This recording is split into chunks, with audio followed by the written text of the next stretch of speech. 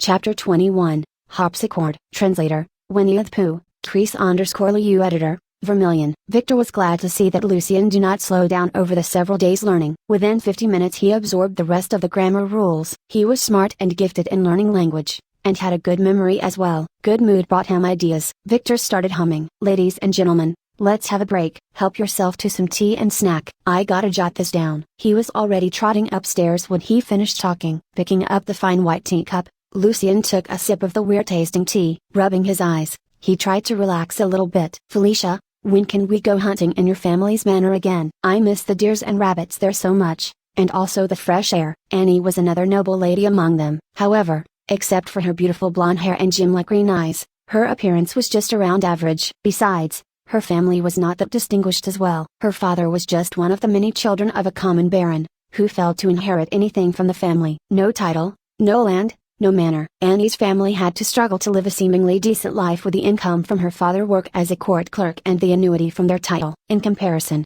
the Hayne family, as one of the biggest families in the Duchy of Arvarat, still enjoyed a high reputation. Although her father did not inherit the title either, he still got a big manor outside of Alto with its own woods, orchards, and even a granite quarry. They also possessed a property inside of the city. Among them, Felicia had the most distinguished family background. On hot summer days, there was nothing better than escaping from the heat, enjoying some hunting and some homemade wine in a manor away from the city. Many young nobles who did not have a manor in their families would of course long for it. Lucien could tell Annie was trying to get close to Felicia. Is that true, Lady Felicia? Are there rabbits and cute deers in your family's manor? Renee got in the conversation, asking with curiosity. Since they started studying together, Renee always tried to cotton up to the noble students by talking about music, which worked very well. She was thus encouraged. Through music, she started joining conversations between noble students more. Somehow she learned a bit on some theories about music. Often she asked Felicia or Annie related questions and became more and more acquainted with the nobles. Learning from her, Colin and David started doing the same. Lucien, perhaps because he was too nerdy and reserved, only cared about his own study, and for sure neither the nobles nor the commons would take the initiative to talk to him. I miss the place as well. Felicia was still sitting straight, answering with her standard smile. But there are only around 3 months left before Mr. Victor's performance. Lot, Herodotus and I have to practice a lot. I really have no time to go there. For sure, Felicia was happy for being flattered and being the envy of the other students. Who would not? It would not be true to say that Lucien did not want to have a look at such a fancy manor. But the most urgent thing in his mind was how to borrow the dictionary and finish browsing through it as quickly as possible. Victor came downstairs with a slight smile hanging on his face. Apparently he was pretty satisfied with his work. The chatting stopped. Athie, the steward, came in when Victor was about to continue his teaching. He whispered in Victor's ear, "Your guest is here, my lord." "Oh, I forgot." Shaking his right hand, he looked a bit annoyed. "Let him in, please." Then he turned to his students, apologizing politely. "I'm so sorry, ladies and gentlemen. I forgot I would have a guest here today. Can we resume the class tomorrow afternoon at 2? I'm really sorry." The students were happy to have an early in today. When they were preparing to leave, Lucien walked closer to Mr. Victor, ready to ask him to borrow the Common Tongue dictionary for a few days. Before Lucien began his request, 2 guests came in following the steward. One was a silver-haired pretty man in a red shirt and black coat, and the other was a white-haired elderly man with a wooden suitcase in his hands. Mr. Rhine. Lucien and Felicia recognized the guest at the same time. Felicia's face turned pink, while Lucien felt even more surprised. He thought Rhine was just a bard living in the tavern. Rhine, being Mr. Victor's important guest, was quite unexpected for Lucien. "Hi, Felicia. And you're here, Lucien." Rhine greeted them gracefully. Felicia smiled shyly, and a second later she was very surprised. How did Mr. Rhine know Lucien? "Lucien, you know Mr. Rhine?" Victor smiled. "Yes, we've met before." Lucien nodded. "I didn't expect I'd meet Mr. Rhine again here at your place." Rhine's smile was pretty attractive, like an elf. "Yes, we met once before and Lucien impressed me. At that time he was telling us that he wanted to learn how to read. And look, here he is." I always appreciate young people striving for their dreams. Commended by Rhine, even Lucien felt a bit shy. "Mr. Rhine is the concert master I'm currently working with, who has very unique and excellent understanding towards music. Without his help, I don't think I could be inspired with my piano concerto." "What? Rhine's the master now?" That almost made Lucien's jaw drop. He had met Rhine in Copper Cornet and the Slum several days before. From his classmates' conversation,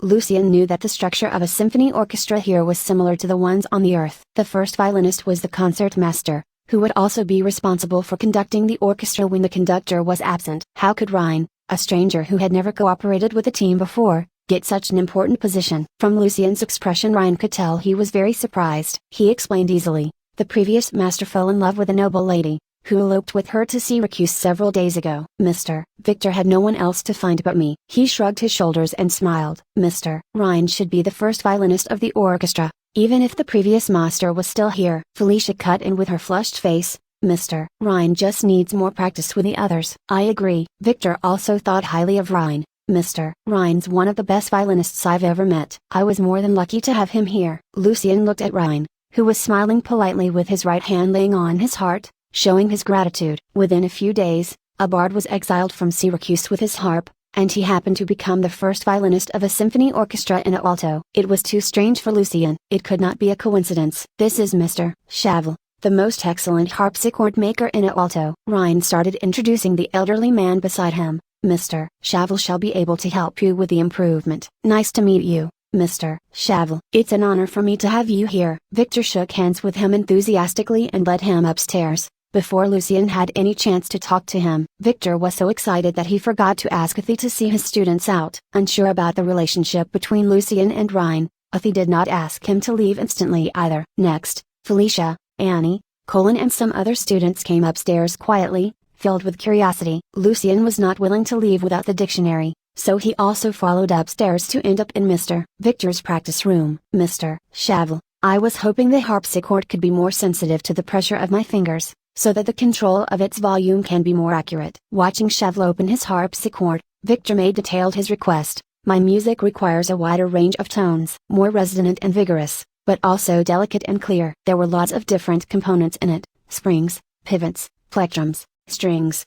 Since it was invented, many makers and musicians tried to improve the harpsichord, including adding extra pivots, stops, replacing soundboard, etc. Slightly frowning his eyebrows, Chavel was carefully checking the parts. I'm afraid it's impossible, Mr. Victor. Over more than 300 years of upgrades, this kind of instrument has reached its limitation. Even a slight improvement on it would be quite hard. Both Victor and Ryan lost their words, especially Victor. If the harpsichord could not be improved, his music would definitely not be perfect. In that case, the performance in the Somme Hall would be a foreseeable failure for him. Everyone remained silent for a while, until Lucien started asking all of a sudden, Can we turn it into a kind of percussion instrument? Changing it from plucking to hitting. Lucien noticed that this world had yet to invent the king of musical instruments, the piano. Musicians were still working on harpsichords and clavichords. He got his own plan. If he could help Mr. Victor with his improvement, probably there would be no more 5 nars every month, and, of course,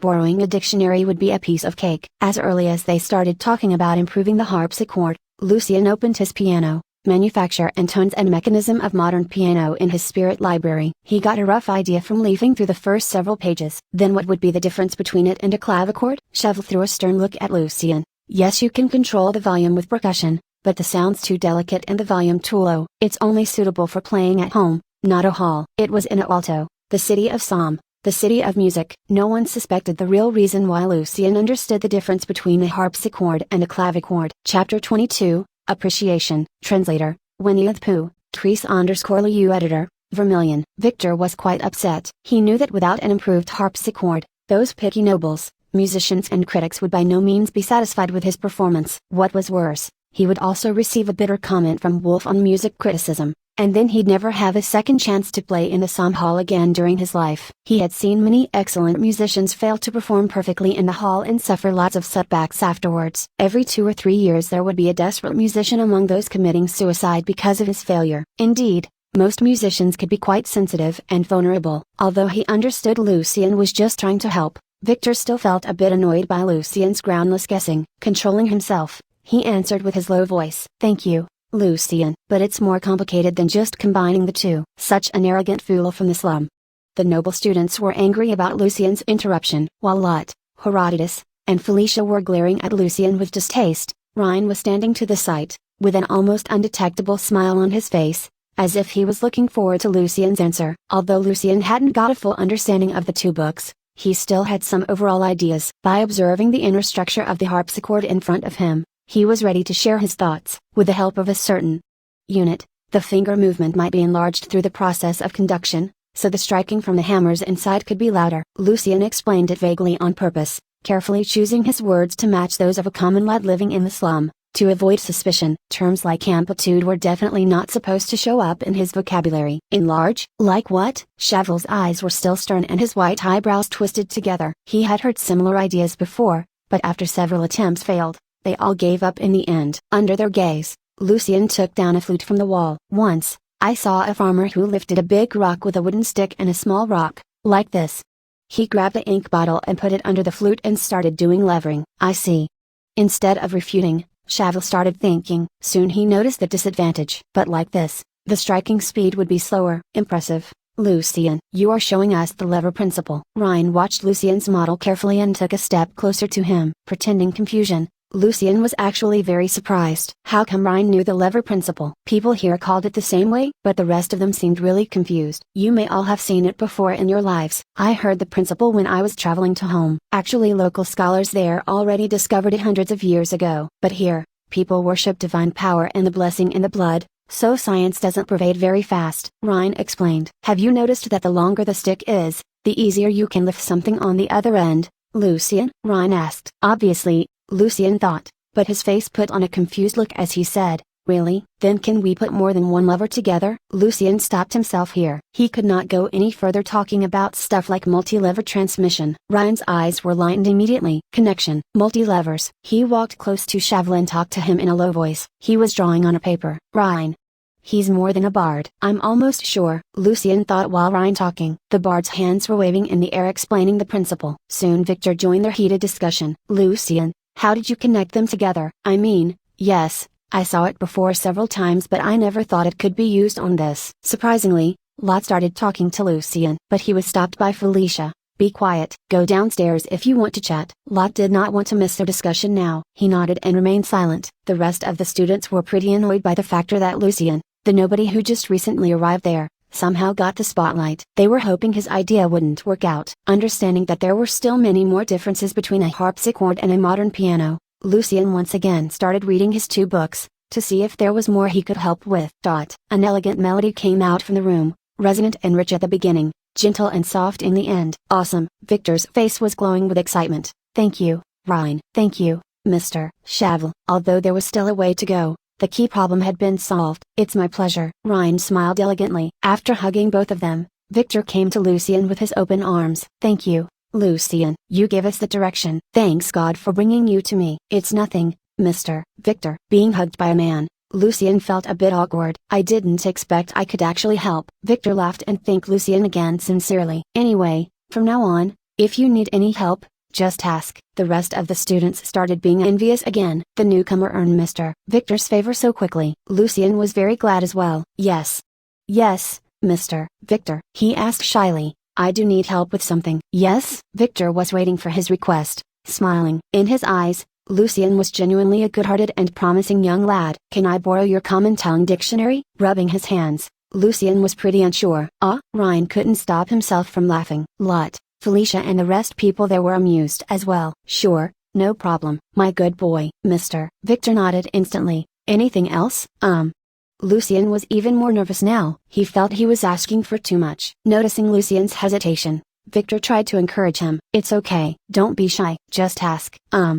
Mr. Victor, can I study here for free? Ha ha ha ha. Ryan could not hold back anymore. Chapter 23, more about the notes. Translator, Winnie the Pooh. Crease_Lu editor, Vermilion. Victor also started laughing. He was almost laughing to tears. Even a serious elderly man like Shavel was smiling and shaking his head, not to mention Lot, Felicia and Herodotus. The rest of the students who hadn't had a chance to be Mr. Victor's music students laughed as well, albeit bitterly to some extent. Lucien felt a bit awkward. Mr. Victor? He asked carefully. Victor stopped himself after several coughs, looking at Lucien seriously. I mean, Lucien, would you like to study music under me? I know it's hard to start from scratch at your age, but a smart and hardworking young lad like you could still be a qualified musician in the future. Also, completely for free, Victor added humorously. Victor had three types of students: the ones learning how to read, which paid 5 nars every month; the ones selected among the previous type, who would learn music from him for the price of 10 nars a month,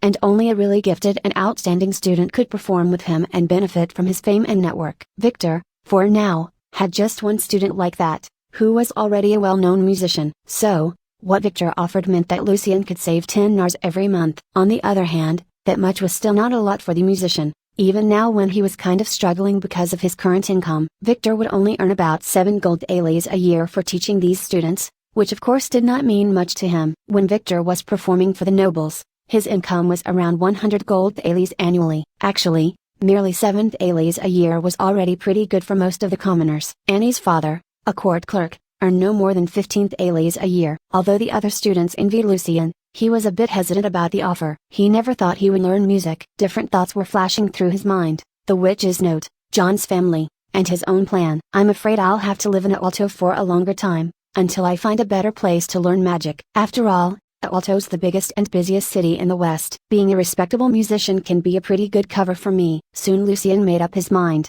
and his face lit up with a smile. "Of course. That would be great honor." "Thank you, Mr. Victor." "Really?" Victor was nodding with satisfaction. "You're both smart and diligent, and also have a simple heart. I'm sure you'll achieve something if you keep working like this." "I'm not that simple," Lucien thought to himself. At the same time, he felt slightly uncomfortable with the way the other students were looking at him. Having his dictionary and the returned 5 nars with him, Lucien left the house and was ready to go back home. "Good job, Lucien." The girl with brown hair and green eyes caught up with Lucien from behind. "I'm Renee Weiss. I just want to say that your talent really impressed me." Being eager to read the rest of the witch's note, Lucien was not in a chatting mood now. "Hi, Renee, I'm running late for an appointment.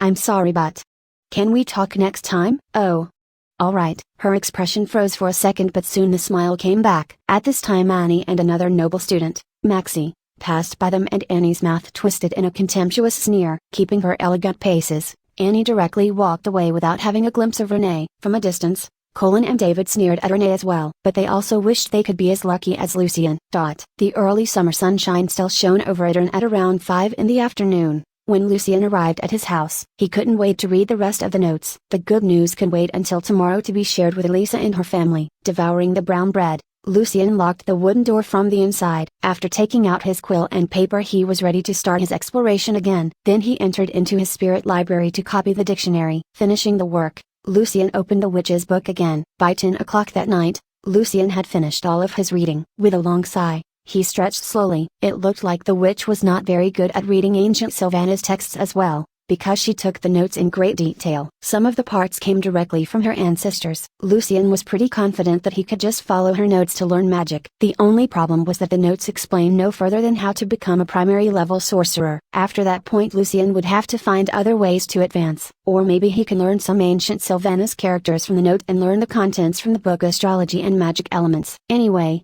now Lucien was ready to start learning magic. According to the notes, people in ancient magic empires believed that magic worked as the result of 4 basic elements: earth, fire, wind, water, releasing power under the guidance of their spirit. Later, light, darkness and necromancy magic joined in, and sorcerers were also able to summon demons from hell, pits or other dimensions. At the same time, all the magic could be divided into 8 schools: element, astrology, necromancy, illusion, summoning, force, transformation and alchemy. The book Astrology and Magic Elements was mainly focused on element and astrology magic. Before becoming a real sorcerer, an apprentice could only learn some simple tricks instead of real first circle magic. In Lucien's viewpoint, the structure of those apprentice spells was very simple. They were just some geometric patterns combined together, which could be triggered by the spells and corresponding magic reagents. There were also 3 levels of the sorcerer apprentices: in training, intermediate, and advanced, graded according to the different levels of spiritual power, which determined how many spells they were able to cast in a row, 5, 10 and 20, respectively. Through meditation, an apprentice could improve his or her spiritual power. With the help of certain magic potions, he or she could start mentally building a first circle magic structure. Those who succeeded would become real sorcerers. Having sufficient spiritual power was the key factor during the process, because the casting of magic from the first circle did not require any spelling, magic reagents or gestures. Today I met another sorcerer here in Alto. I'm really excited. But he looked a bit weird. Very different from the ones hiding. Lucien got really encouraged when he found out that there were still other sorcerers in the city. I found some strange red-eyed rats in the sewers. I detected magic on them, but I cannot trace them, yet. My experiment shows that they're very fast breeding, and their blood is toxic, which can lead to hallucinatory experience and paralysis. It is a perfect match for my Lapland bloodvine. I think my magic trap is ready now. But who do those rats belong to?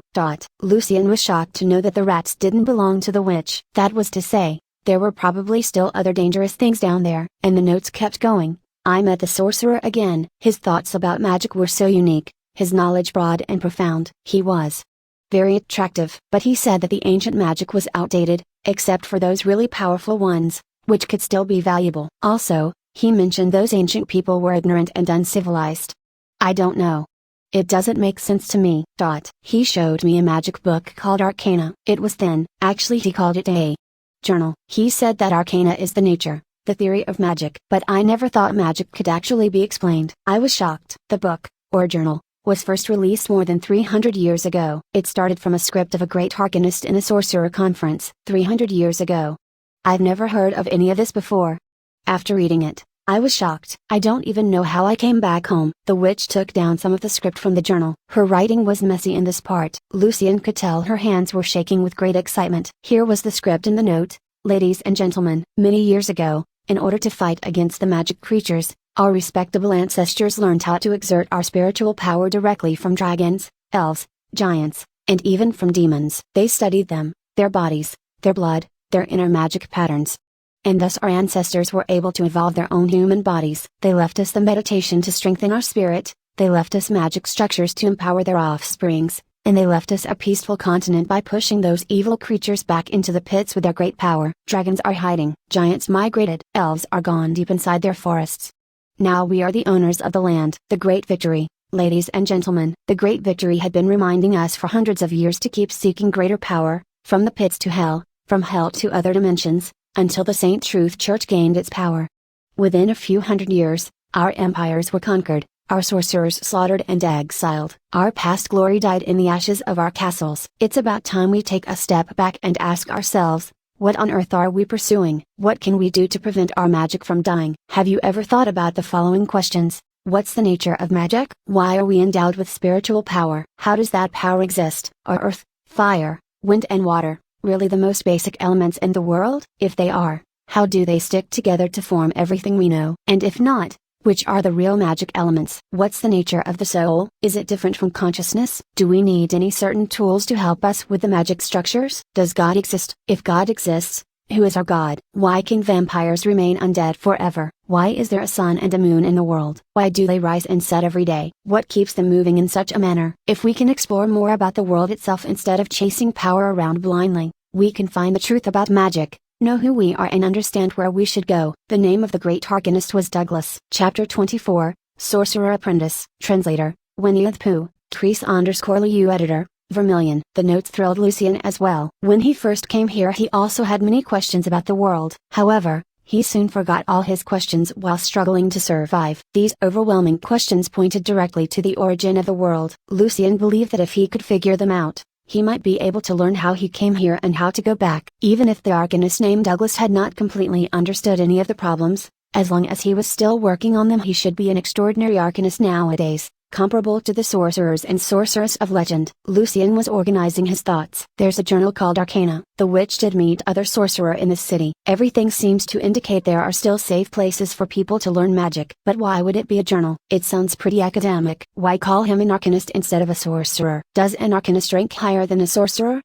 Lucian got more and more excited with his thoughts. He wished he could meet the sorcerer as soon as possible and move somewhere where he can learn magic safely. He would come back to Alto and do something for little Ivan's family when he became stronger. Among all questions, the two Lucian felt most interested in were, are earth, fire, wind and water really the most basic elements in the world? If they are, how do they stick together to form everything we know? And if not, which are the real magic elements? Why is there a sun and a moon in the world? Why do they rise and set every day? What keeps them moving in such a manner? According to what Lucian had learned before, earth, fire, wind and water were not basic elements. As for the second question, it drew his attention because they seemed to want to combine the rules of the physical universe with magic, in case Lucian's knowledge might really come in handy to learn magic faster. However, Lucian didn't know how helpful his knowledge would be in this world. It was a world full of incredible creatures, magic, divine power and souls. Nevertheless, Lucian hadn't met anything that varied from the basic laws of physics. And he did find the same materials,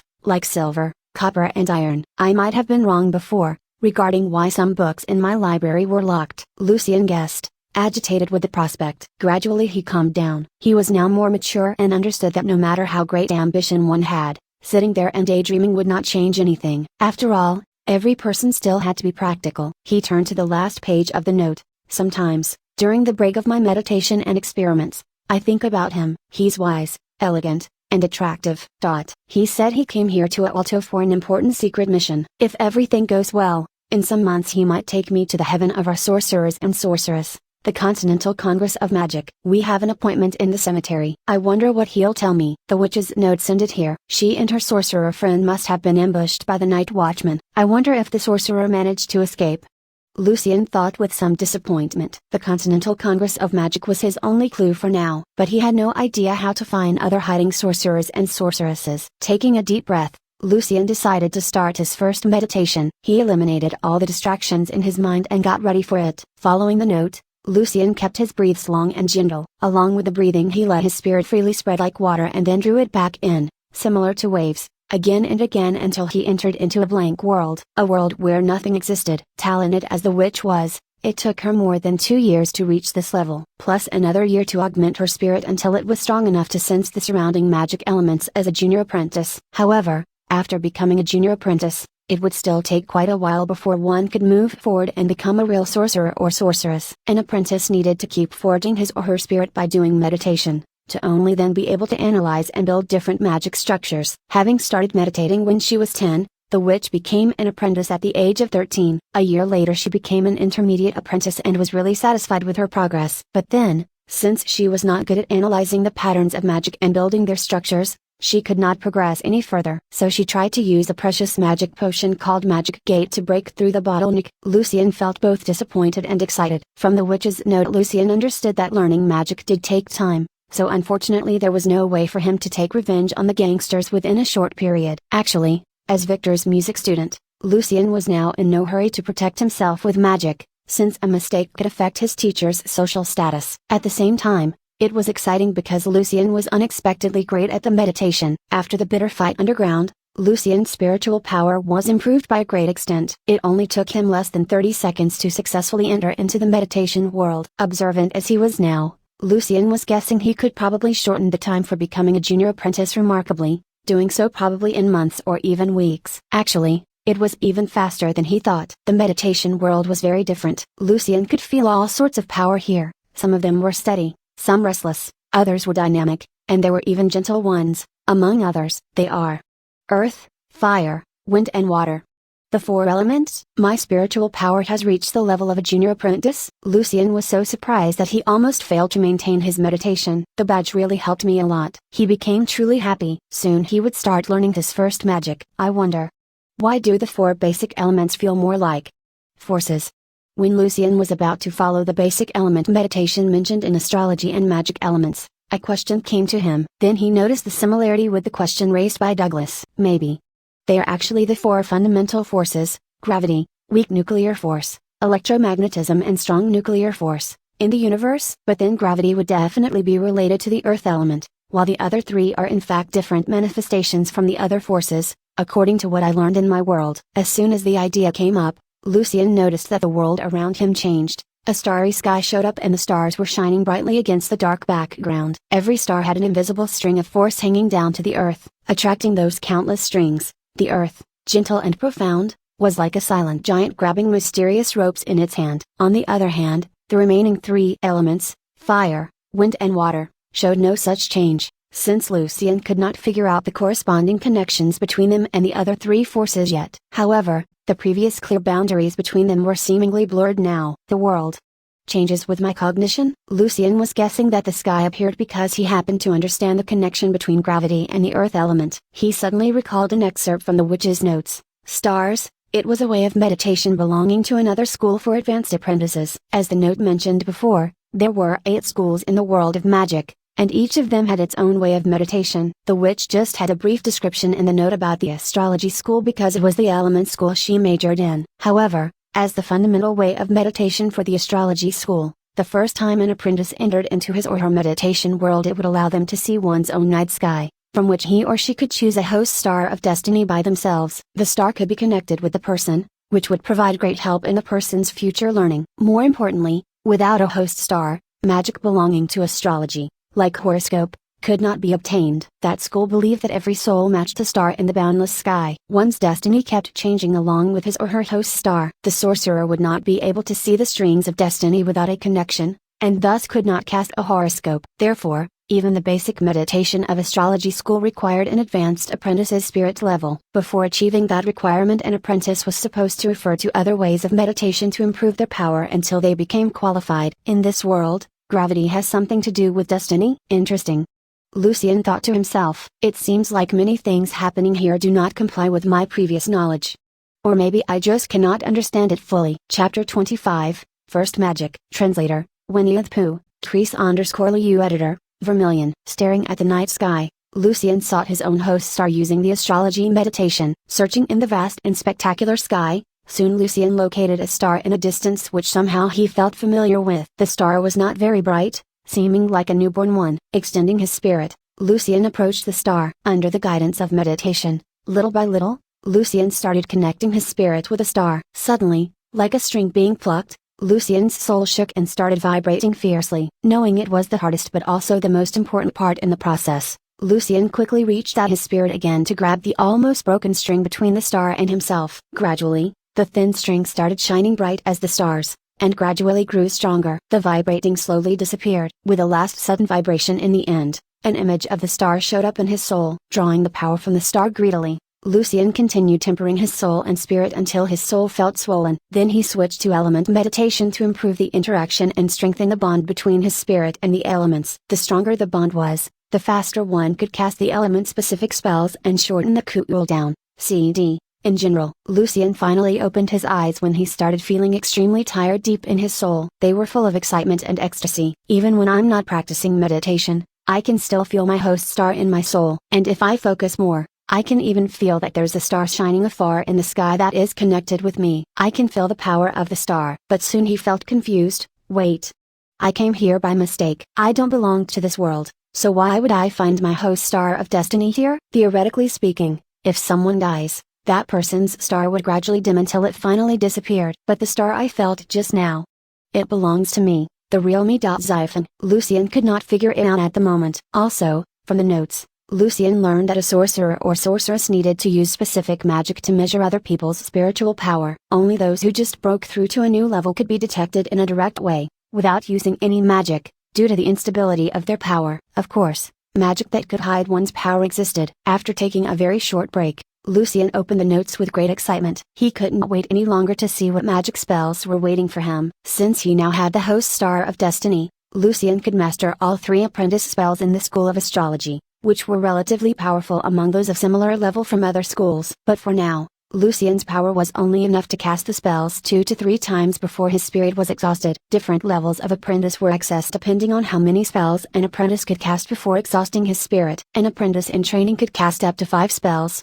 while an intermediate doubled that number, and an advanced doubled it again to cast no less than 20 spells before running out of power. That was to say that, for now, Lucien could only use up to 5 spells of apprentice level consecutively. As for the astrology magic, probably only 3. When feeling exhausted, one needed to rest or take magic potions to help his or her power to fill up again. The 3 spells of apprentice level were Horoscope, Basic Level, Eyes of Stars, and Disarming Loop. Among them, Horoscope was the best known one. Even the basic level required lots of knowledge to understand the movement of stars and tell the precise moment to tell the fortune. It took the witch several of years to barely understand some of them, but her predictions were often inaccurate. While for Lucien, the most challenging part was to find a crystal ball made of pure and precious morning light crystal. He had no idea where to find one. The witch's crystal ball came from her family, but it was taken away by the church. As for the astrology-related basic knowledge, which the witch found very complex, Lucien realized it was basically just celestial mechanics of high school level,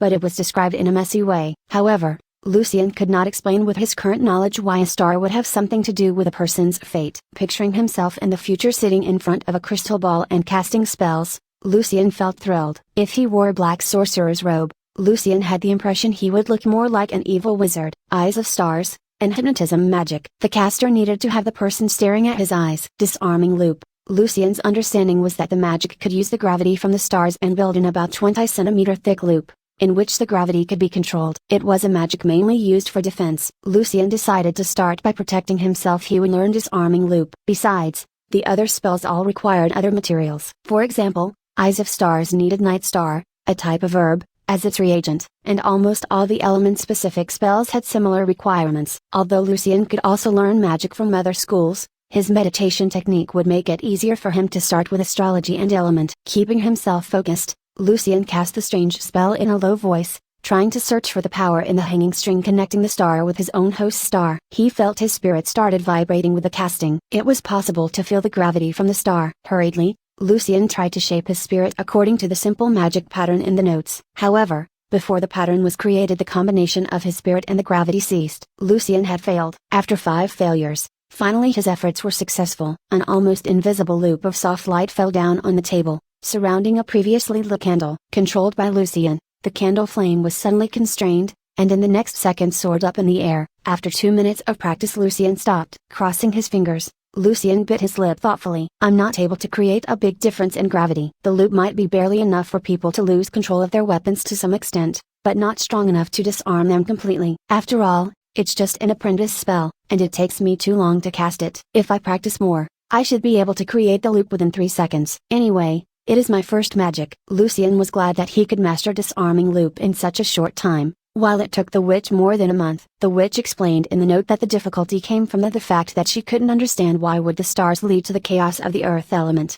so she had no choice but to practice over and over again without knowing the reason. But I know the reason behind gravity. It seems the saying also works here in this world. Knowledge is power. Recalling the whole process, Lucien tried to reduce the casting time. I felt the spell just created a certain frequency and then made my spirit start vibrating with it. What if I just remember and follow the specific frequency and skip the spell? The answer was yes, but it definitely required a spiritual power control of a higher level. After a long time of practice, Lucien was exhausted and he had to call it a day, but by then he had reduced the activating time, no casting since there was no spell needed now, to a bit more than 3 seconds. I need more practice tomorrow, and I'll try to find some common materials for magic potions.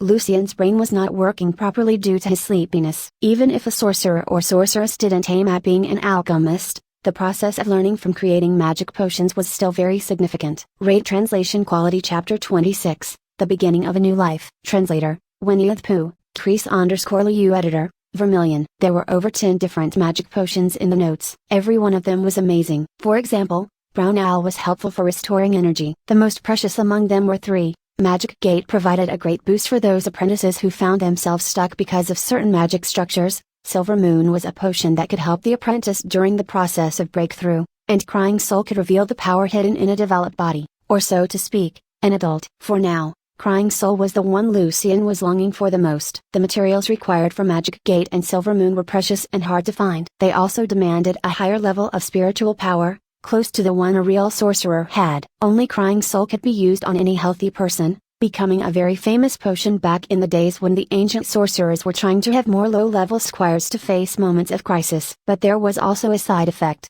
the potion would overdraw one's strength, causing problems in the future development. If a person became a knight by using Crying Soul, he wouldn't be as strong as the normally trained ones in the future, and his final development would be overall inferior. But for Lucien, he never really expected being a knight. It was just a good way for him to become stronger quickly. The problem was that even the materials for Crying Soul were still not that very easy to collect. They were either expensive or very strange. And Lucien was not yet an adult, so the potion might be dangerous for him. The stronger the person was, the greater chance of success for the procedure. Crying Soul belonged to the necromancy school. Its simplified magic formula was: corpse mushroom plus aquatic zombie brain tissue plus revenant dust plus moonlight rose dust equals Crying Soul potion. Corpse mushrooms grew on dead bodies. Before they were ripe, they were white like milk, but then turned black within a day. They could last for 1 month when they were ripe. Smelling them could lead the person to suffer from light delusion. If someone ate the mushroom, they would be infected with diseases from the corpse. The darker the color was, the better the quality the potion would have. It was the same for the other materials.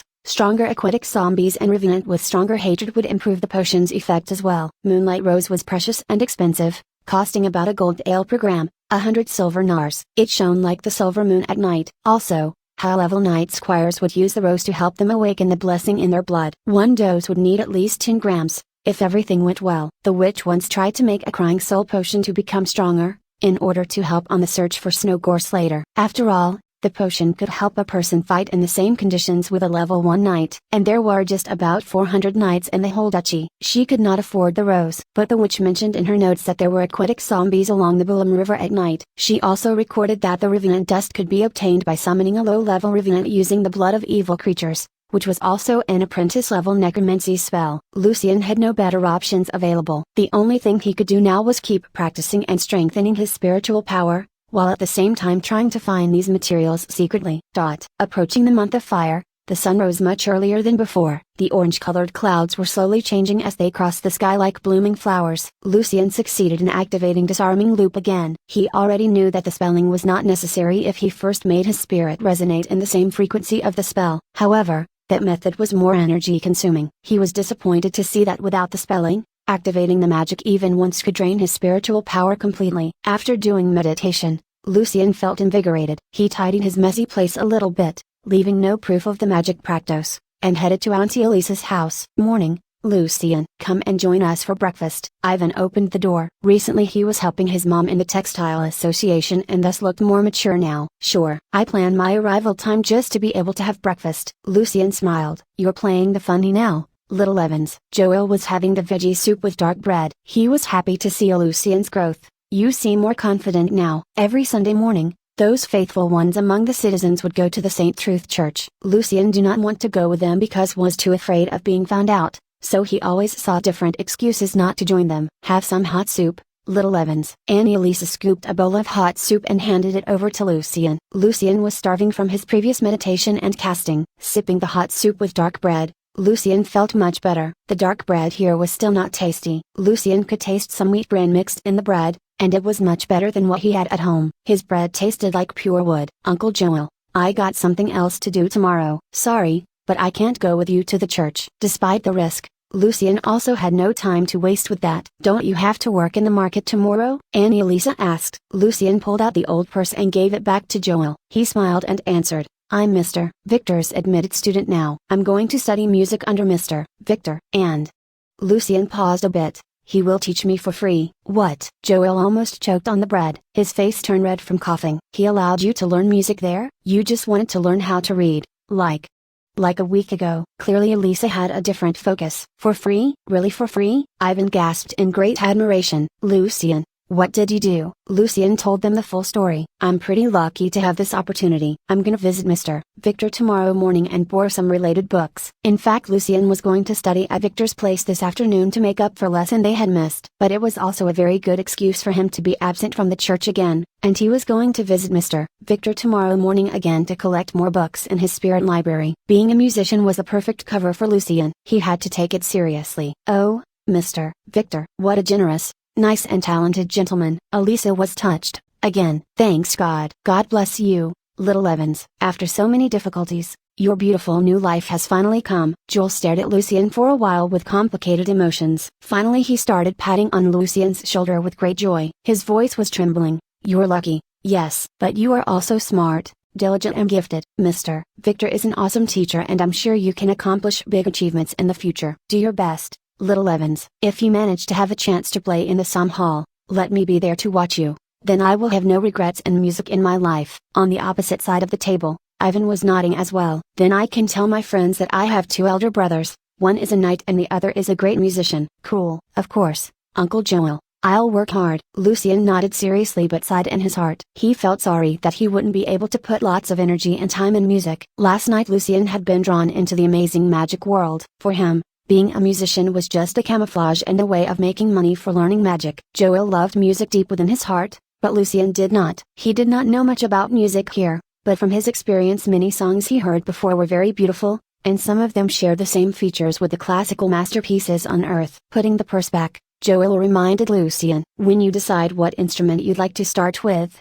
don't be shy and come here to ask for help. Sure. Thank you so much, Uncle Joel. Auntie Elisa, I'm planning to find a new job as well, but not in the market. I'm Mr. Victor's student now, so I hope it'll be a bit easier. Finished the breakfast, it was time for Lucian to leave. After reading the magic notes, Lucian knew that learning magic was very expensive. He had to hurry up and make money. Rate translation quality. Chapter 27, New work, translator, Winnie the Pooh, Crease_Lu editor, Vermilion. Lucien didn't go directly to the market after leaving. Instead, he went back home for his wood stick and started practicing basic fighting skills as usual. Since Lucien's spirit was not strong enough, being physically strong was also very important. Besides, the stronger the person was, the more likely they would successfully get improved by the Crying Soul potion. An hour later, in the market. It had been 5 days since Lucien came here last time. The market area was busy as usual. Human and other kinds of humanoid creatures were walking around and bargaining. The assorted shops and stores were like colorful mushrooms in the woods. Lucien was very careful when he was walking on the streets. The gangsters would probably take revenge on him, but Lucien was pretty sure that with his good perception he would notice if anyone tried to attack him. However, until he finished buying the materials and was ready to leave, not even a single gangster came to bother him. In fact, the gangsters on the street were in much smaller numbers than usual. They were often in groups of 2 or 3, but today most of them were hanging around alone. Lucien was pretty confused. No matter what happened, Lucien still had to be careful and try to master all the apprentice spells as soon as possible. Although these spells were not very powerful, Lucien believed that they were already enough for dealing with a bunch of gangsters holding daggers. It took Lucien more than 3 hours just to buy 3 of these materials. Worrying that his shopping might bring any suspiciousness, he was very cautious and decided not to buy anything that was not used for common tasks. He bought some sulfur, which was very useful for disinfestation in the month of fire, Nightstar, a type of plant that could promote sleep quality, and ice stone, that could be used for keeping stuff fresh. For the materials that could be found outside of the city, Lucien definitely wouldn't buy them. The shopping cost Lucien an hour and 20 fels, which represented half of his savings, but what he bought was only enough for about 100 experiments. Among them, the most expensive one was Nightstar, followed by Ice Stone, but sulfur was the cheapest. As expected, Lucien sighed, I'd better be careful with these experiments. I really can't afford to waste any material. Spells like Acid Splash and Freezing Rays would definitely mess Lucien's place, and he was afraid that someone would notice it during daytime. So he decided to find a new place for practicing, the sewers. At 2 o'clock in the afternoon, Lucien started his study on time at Victor's house. An hour later, the class was over. After Renee, Coleman and Annie left, Victor asked in a gentle voice, Lucien, do you have a job now? There were only 4 students left in the living room, Lot, Felicia, Herodotus and Lucien. Shaking his head, Lucien answered with slight depression, no, sir. I lost my job for some reason. I'm still looking for a new one. It was kind of embarrassing for Lucien to admit, but he was also a bit excited. Did Mr. Victor have a job offer? Studying here from 2 to 6 in the afternoon every day can be quite demanding for you. I know you gotta support yourself. Even if you can study here for free, I guess you're still facing a pretty big challenge with your living expenses. Victor tried to be careful with his words to avoid undermining Lucien's self-esteem. He asked Coleman and Renee before, so he knew that a poor guy like Lucien had to work at least 10 hours a day to barely support himself. I know a relatively easy job. You work 4 hours every morning and you get 10 hours every month. What do you think? Lucien felt so touched facing this kind offer. Although he had been through many difficulties and bad things before, Lucien felt he was so lucky to have many kind people helping him like Uncle Joel, Aunt Lisa and Mr. Victor. Yes. Sure. That's awesome. It's very kind of you. You don't even know what kind of work it is. Victor smiled. It's a job in the association library. They are short of hands now. Another good thing is that when you work there, you can have access to many music or theory related books. I think it'll be pretty helpful. Not being sure of Lucien's music talent, Victor wanted him to be a basic level musician first to support himself. Then Lucien could advance forward to the next step if he was really born for this. That was another surprise for Lucien. He never thought he could have a chance working in a library. He was so excited and happy that the only thing he could do was say thank you to Victor many times. Victor was the only reason why Lucien could get this job. People in the association knew that this job was mainly for Mr. Victor's student. Lucien was working like a dog all day long for just 3 nars a month. Now Lucien could work for a salary similar to what a common citizen could earn every month. That was another reason why so many people wanted to be Mr. Victor's music students. Great! Victor clapped his hands with joy. This afternoon, I'm gonna take Lot, Felicia and Herodotus to the association for rehearsal. You can come with us together and sign the contract. Then you can start working tomorrow. When Victor went back upstairs to find some of his music work, Lot came and smiled to Lucien. Hi, Lucien. I'm Lot Griffith. We haven't really talked to each other before. I'm here to say that Mr. Victor is a very, very nice teacher and a very kind man as well. I hope you won't let him down as his music student. Lot was pretty unhappy with this newcomer suddenly becoming one of Mr. Victor's music students. In his eyes, There was definitely no position in the world of musician for a poor, uneducated and ignorant boy like Lucien. As a noble from the Griffith family, he felt ashamed of studying with the poor. But from Mr. Victor's words, Lot found out that Victor was expecting Lucien to be a common musician first, not really a music master. Therefore his anger and dissatisfaction turned into Noble's arrogance and pride, looking down upon the poor and miserable guy standing in front of him. Mr. Victor must be happy, so I'm willing to accept him, Lot thought to himself. He always tried to give a good impression to Victor, in order to become his most outstanding student. Lucien was not very interested in Lot's intention,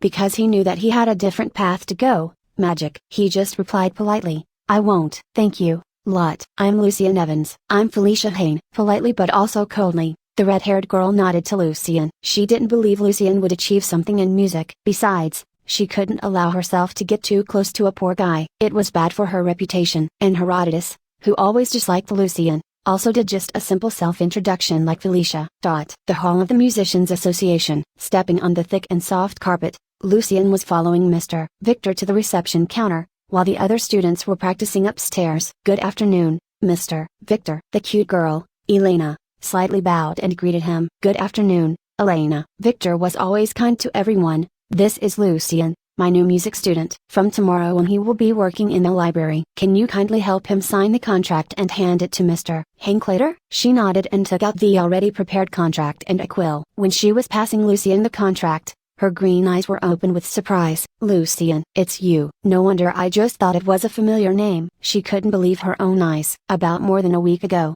Lucien, the guy from the slum, was rummaging through trash from the association. Today he was standing here as Mr. Victor's music student. What a crazy world. Hi, Elena. Nice to see you again. Lucien took the contract and started reading it. Still not very good at reading, it took him quite a while to understand the few lines on the paper, during which Elena finally calmed down and was staring at Lucien with great curiosity. You can do fingerprint or sign here, either way is fine. She smiled. You changed so much since last time I saw you. You know Lucien? Victor asked. You were there at that time as well, Mr. Victor. Elena started explaining to him. Lucien finished reading and wrote down his name slowly. I see. No wonder, I feel I've seen you before somewhere. You're always diligent, Lucien. You'll be successful if you keep working hard in music. Succeed in music? Victor, are you prepared for the concert? A sharp voice came from behind them. It was Wolf, the brown-haired musician with a protruding jaw. Lucien still remembered him. Chapter 28, In the Sewers. Translator, Winnie the Pooh, Crease_Lu Editor, Vermilion. With his latest progress, Victor was more confident when facing Wolf's bitter challenge now. After a fierce competition, Victor and Wolf were the last two competitors remaining. In Victor's opinion, Wolf lost the chance in the end because he spent too much time on criticizing other musicians' work instead of investing more energy in studying music itself. I do think so, Wolf. Actually, I'm pretty happy with my new work. Do you want to give me some suggestion on it? Victor had registered his new piano concerto at the association. There was no chance for Wolf to try to plagiarize it. Wolf thought Victor was still very frustrated with his work. Now Victor's confidence was something beyond his expectation. Wolf's face turned ashen and he murmured, Not really, Victor. I'd rather keep my curiosity. We'll see it in 3 months. Shrugging his shoulders, Victor smiled. All right. I was quite looking forward to your opinion. Wolf just wanted to get rid of this topic, and he saw Lucien was standing aside in his cheap and old linen clothes. Raising his chin, he asked in contempt, When did you become friends with people from the slum? That behavior came from a long time ago when Wolf's family still ranked among nobles. From his great-grandfather on, Wolf's family lost the title, but it did not prevent him from regarding himself as a noble. He looked down upon the musicians like Victor who came from common families, not to mention poor people like Lucien. His arrogance was mixed with the hatred towards Victor, so in his eyes Lucien was comparable to a disgusting mouse jumping onto his dinner table. Lucien was a bit angry, but he was already used to this kind of contempt. As long as there was social status and wealth in a world, people would be divided into different levels, the superior and the inferior, the decent and the filthy. The only way for a person to change the situation was striving for power and wealth. But once someone succeeded,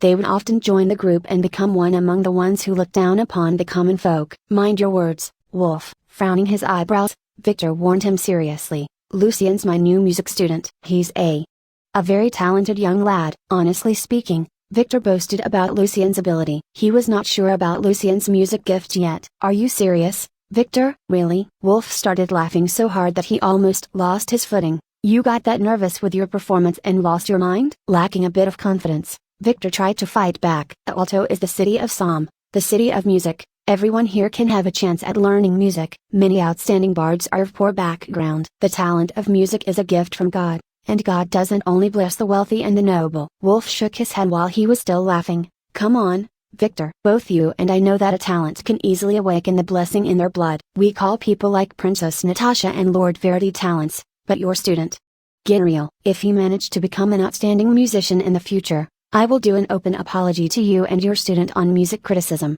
and never hold my own concert again. Wolf made the bet on impulse, but he was pretty cautious as well. He added the word outstanding on purpose since it was really hard to reach a consensus on what really made an outstanding artist. Lucian heard that Princess Natasha, also known as the Violet Countess, was the only child of the Grand Duke of Olvaret, and her current title was also one of the prerequisites to become the Grand Duke of the Duchy. She was very gifted in music and had excellent skills in playing violin, flute and harpsichord. Besides, the 25-year-old princess was also an outstanding level 5 Grand Knight, who was expected to become a Radiant Knight soon. Lord Verdi, the nephew of the Grand Duke and also a member of the Violet family, just became a level 5 Grand Knight, and was currently serving as the chief commander of the city guards in Alto. After making the comment, Wolf directly turned and left the hall. Victor shook his head in repulsion. Lucian, just ignore him. Everyone knows Wolf is a total bastard. Your work starts from tomorrow, 1 day off a week. You can arrange your day off with the library administrators. I have to go to the Odeon now. Lucian nodded and watched Mr. Victor leave the hall. Then he turned to Elena and gave the contract back to her. Thank you, Elena, he said. There was a sweet little dimple in Elena's left cheek. No worries, it's my job. Like Mr. Victor said, never let Mr. Wolf bother you. He's always like that. Looking down upon most people in the association, except several directors with titles. I'm looking forward to seeing Mr. Wolf's high-lifted jaw digging a hole into the carpet along with the noble directors. Lucian shrugged a bit and smiled. Elena started giggling with his words. When Lucian was about to leave, Elena stopped him. Her right hand clenched into a small fist, and her face looked serious. I believe in you, Lucian. You can be an outstanding musician. Mr. Wolf would deeply regret his bet. Honestly speaking, Lucian did not take the bet seriously, but he also raised his fist like Elena and replied, I certainly will. There was no nightlife in Etern. At 9 o'clock at night most residents in this area were already in bed, except for several drunkards who were still hanging around. Everybody else had to prepare for the hard work in the following morning. Lucian told Joel and Elisa he got a new job over dinner, and then went back to his shack to meditate and prepare for his magic experiments. Gently closing the door, Lucian sneaked out of his shack and walked towards one of the entrances to the sewers. It would still take Lucian quite some time to learn how to build a secret passage like the witch did. After making sure that no one was watching, Lucian stepped into the underground world. The stinking smell and the slimy wall were still the same, disgusting and gloomy, but none of that would prevent him from exploring magic. Walking in the pipes, Lucian was mapping in his spirit library and trying to find a proper corner to start his experiments. He also scraped off some of the moss on the wall and put them into his pocket. It was called light moss, which was the reagent for the apprentice magic extinguishment. The deeper Lucian went, the more gruesome the place became. Down there Lucian never met any homeless guy, like Corella mentioned. The sound of his footsteps was intensified within the sewers. Lucian could even hear his own breath. Finally Lucian found his ideal place. A fork path. The front way was blocked by a huge rock, while the one turning left went further into the darkness. Lucian could easily notice if anyone was approaching him from this position. Lucian pinched some sulfur from his pocket while recalling the structure of the magic. Then he started casting a strange spell and the powder slipped through his fingers. His face looked serious and mysterious in the cold light. Chapter 29, The Dead Body. Translator, Winnie the Pooh, Crease_Liu Editor, Vermilion. After practicing many times, when dawn was drawing near, Lucian finally mastered the 5 apprentice spells: Eyes of Stars, Freezing Rays, Darkness, Mage's Hand and Acid Splashing. Furthermore, now Lucian could activate Disarming Loop without a verbal component in about 3 seconds. It took the witch much longer to understand all these spells. It was amazing how Lucian could grasp them in such a short period of time. In his eyes these magic structures were related to different mathematical models and the knowledge of planar geometry. After reviewing what he had learned before in high school, Lucian found they were actually pretty easy to be understood. Here magic could be explained by science. In acid splashing, for example, sulfur was transformed into sulfuric acid. However, Lucian had a hard time understanding how darkness worked. His far-fetched guess was that the magic reconstructed the light moss and made it absorb the light. As expected, Lucian had to spend more time to master the darkness spell. Lucian reflected on his magic experiment. His knowledge from the past, like physics and chemistry, was useful, but it could not be used to explain everything in this magic world. There were some similarities shared between this place and the Earth, but there were also many things he couldn't understand, like those precious metals and magic materials. He knew he should explore the world more by himself. After a 10-minute break, Lucien started doing some simple cleaning. These apprentice spells are not powerful enough. Rubbing the floor, Lucien thought to himself, they can only kill someone when they hit the vital parts, or the most they could do is make the person move slower or suffer a bit. But Lucien was not disappointed. He knew that, if need arose, they could still be more than helpful. Finishing the cleaning, Lucien carefully hid the materials nearby. He didn't go back to the surface directly but continued his exploration towards the end of the outlets. He was looking for corpse mushroom,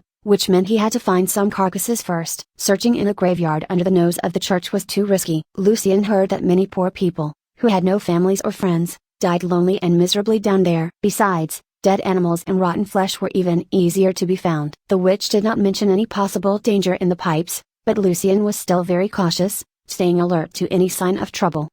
Within 20 minutes, Lucien had found 2 dead rats and a jelly-like creature body, but no corpse mushroom was there. Turning around a corner, an open area appeared in front of Lucien. That was where the homeless people lived. The sewer here was very broad. An underground river was flowing slowly with waste floating in the middle, which went all the way to the Boulogne River. On both sides of the river old dirty rugs and pots were scattered everywhere. The clothes the beggars were wearing could barely cover their bodies. "Why did you come here, young lad? You don't belong here." An old man probably in his 60s asked Lucien. His ribs stood out like arching blades. However, when Lucien heard his voice, the old man sounded like he was only 40 or something. Lucien's old but clean linen clothes were far from decent, but compared to what they were wearing, the youngster looked like a noble. "I have a friend who also lives here." Lucien tried to sound confident and strong. He must hide his feeling of insecurity in front of these guys, or they would think it was easy to prey on the teen standing there. Several beggars behind the old man stood up. Their eyes were full of greed and ferocity. Lucien was not scared. Instead, he pulled out his dagger and took a step forward. The beggars did not dare take any further action. On the contrary, they were now standing in a defensive position. At this time, the old man started grinning. "You don't look like a guy with a decent job, young lad." "None of your business," Lucien answered coldly. "Anyway, I can tell you're not doing very well. Even a hard-working young lad like you couldn't afford proper bread and beef." "It's not your fault." Lucien was not sure about the old man's intention. "The Saint Truth Church tells people that all of us are God's servants. But why can the noble live an extravagant life while the poor have to suffer every day and night? There's no difference between us, and all human beings are born with sin. I'm not interested in your nonsense." Although his words were pretty obscure, Lucien knew the old man was trying to preach, but obviously not the Saint Truth. No matter what the old man believed in, other gods or demons, Lucien had no interest in it. The price for having something to do with heresy in this world could be his own life. He did not want to end up being tied to a stake and burned to ashes alive. Facing such direct rejection, the old man and the other beggars were very angry. Their belief was blasphemed. Lucien knew it was time to get away from those guys. He started walking towards the outlets slowly and calmly, grabbing his shiny dagger in his hand. "Anyone wanna try me?" Lucien stared at them fearlessly. When he walked by, Lucien noticed that there was a clean black cloth lying on the ground, on which there was a shiny silver-colored horn. He remembered these beggars were sitting around the cloth when he arrived here. The beggars were hesitant. No one wanted to fall on Lucien. Finally they gave up and sat back on the ground. After walking for another 10 minutes, the sound of the river flow gradually became louder. Here should be the end of the sewers. The underground river joins the Boulogne River here, Lucien thought to himself. There was an iron net covering the water outlet at the confluence and tons of floating trash accumulated in front of the net. Lucien slowed down his pace. He was hoping that he could find more dead bodies here. Lucien did not find anything until he walked towards the end of the sewer. When he started feeling disappointed and was about to go back to the surface, Lucien suddenly noticed that the net was missing a part, under the water. Out of curiosity, Lucien grabbed the net and tried to shake it. As expected, there was a big hole under there on the iron net. What was really unexpected was that, at this time, a black bulk of something gradually surfaced from the water. Lucien moved closer. It was a dead body, swollen and rotten. Many parts of its skin had fallen off. The clothes on the body were tangled with lots of trash, which increased the buoyancy a lot. Lucien felt very disgusted and also a bit scared. However, he was still trying to see if there was any corpse mushroom on it. There was a long wound on its chest. Someone cut the poor man open vertically and took away his heart. Checking with a dagger, Lucien's eyebrows frowned. "Wait, this is my purse." Lucien was shocked. He picked the purse up using the dagger and was certain that it was the purse which was taken away by the gangsters some days ago. "Why is it here?" Lucien was confused. Then he looked at the face of the dead body. The corpse was so badly decomposed that it took Lucien quite a while to finally recognize the guy. Andre, Chapter 30, Ghost in the Shadow. Translator, Winnie the Pooh, Crease_Lu Editor, Vermilion. A strong stench of death came out from Andre's rotten face, a face on which Lucien could still tell his great fear and pain before he died. The gangsters under Aaron are acting weird recently. Does it have anything to do with Andre's death? Lucien had absolutely no clue. Wrapping his hand with a piece of cloth, Lucien pressed Andre's body hard back into the water. This time the body did not hook on the iron net. It was washed away directly into the Boulem River and disappeared. Lucien stood up and set off for the surface, but to avoid the beggars, he did not take the same route. According to the map he drew in his spirit library, he took another direction about 20 meters away from the place where the beggars gathered. If the map was correct, Lucien would pass by the ruins of the witch's chamber and come back to the ground from the same entrance through which he came down earlier. Several meters away from the corner, Lucien heard the sound of some heavy footsteps and suddenly stopped. The footsteps echoed in the sewers, loud and clear. It sounded like there were a bunch of people approaching, and some of them must be pretty big. Lucien looked around calmly. Soon he found there was a hole in the wall, big enough for someone to hide. Lucien hid himself in the hole, with his back against the wall. A while later, those guys walked directly past him, turning around a corner a few steps ahead. In such a dark place, they would not notice Lucien hiding in the hole without a careful check. Throw these bodies into the river. Hurry up. It was a low voice from a man. However, he was speaking indistinctly, as if he missed some front teeth. Lucien felt he had heard this voice somewhere before, but could not remember where. Why did it take you guys so long? Remember, don't screw up the whole plan. It was the old man's voice. After a few seconds of silence, the first man answered with slight fear. Sorry. But within 10 days, we promise it will be enough. At any cost, like Aaron said. Aaron.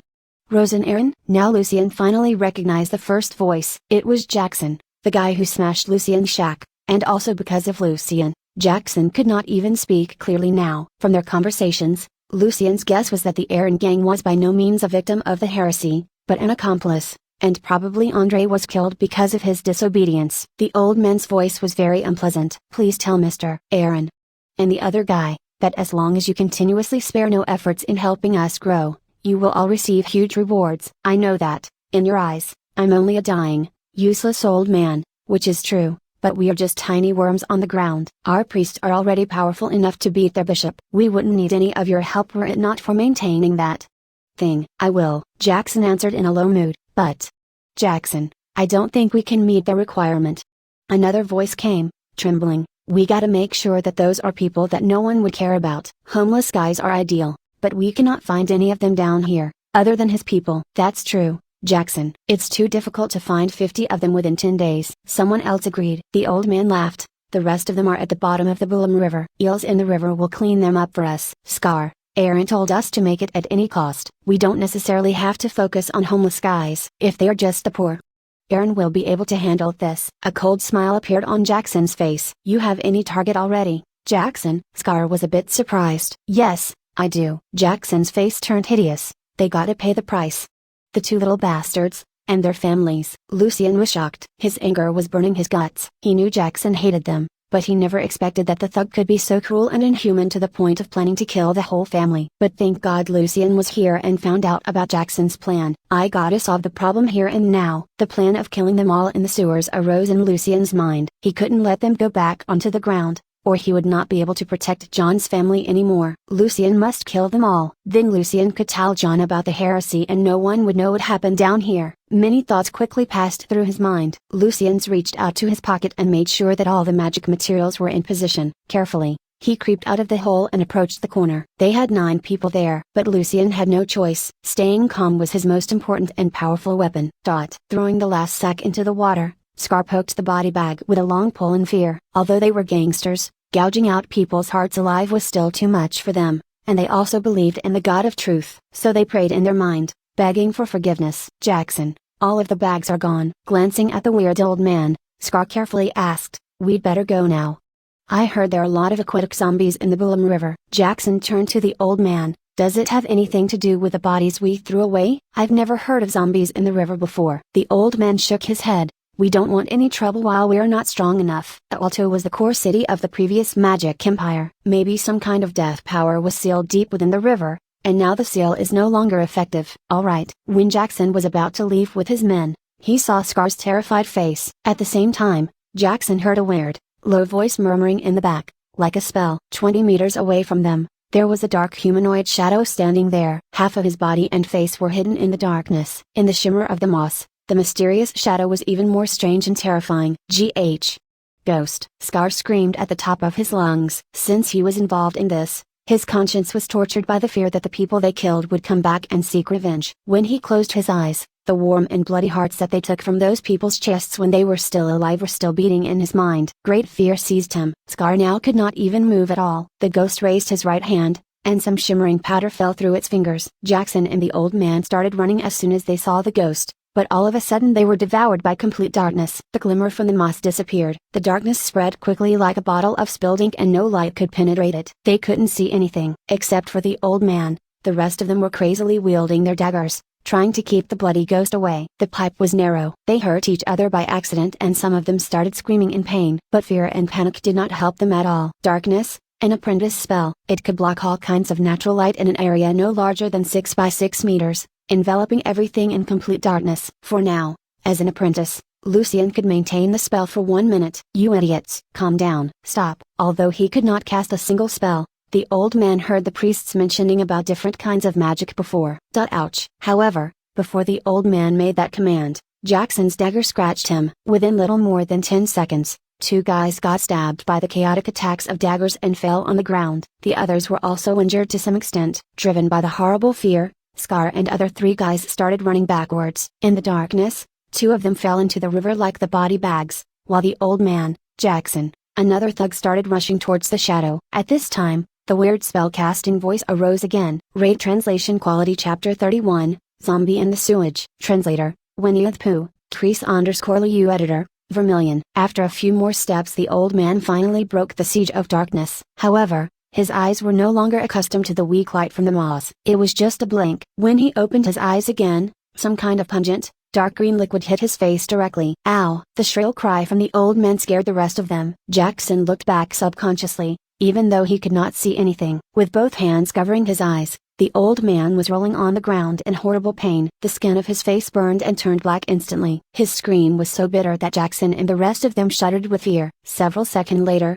the old man fell into the river and the scream disappeared. Jackson knew there was no way to escape. They would either kill the shadow, or be killed by it. Their only hope was to fight it. Run! Run close to that fucking thing! Jackson yelled and dashed to the shadow. Then he saw it was Lucien. Jackson was furious. Hatred replaced his fear and the only thing in his mind was to tear the fucking bastard up into thousands of pieces. When he was about to throw his dagger towards Lucien, he saw a blue beam of light in Lucien's hand. Jackson hurriedly dodged to the left and barely avoided it. Unfortunately for them, the other thug following behind him was not that lucky. The light beam hit directly in his face and a thin layer of ice quickly filmed his eyes, nose and mouth. Freezing cold invaded the guy's brain and made him lose most of his power before he could smash the ice. The guy was choked. Then he banged his head fiercely on the ground. At this time Jackson finally realized that the person standing in front of him was no more that weak poor guy. However, he became a wizard. An evil wizard with terrible power. Jackson was not an idiot. He understood that by no means Lucien would let him go. Grabbing his dagger,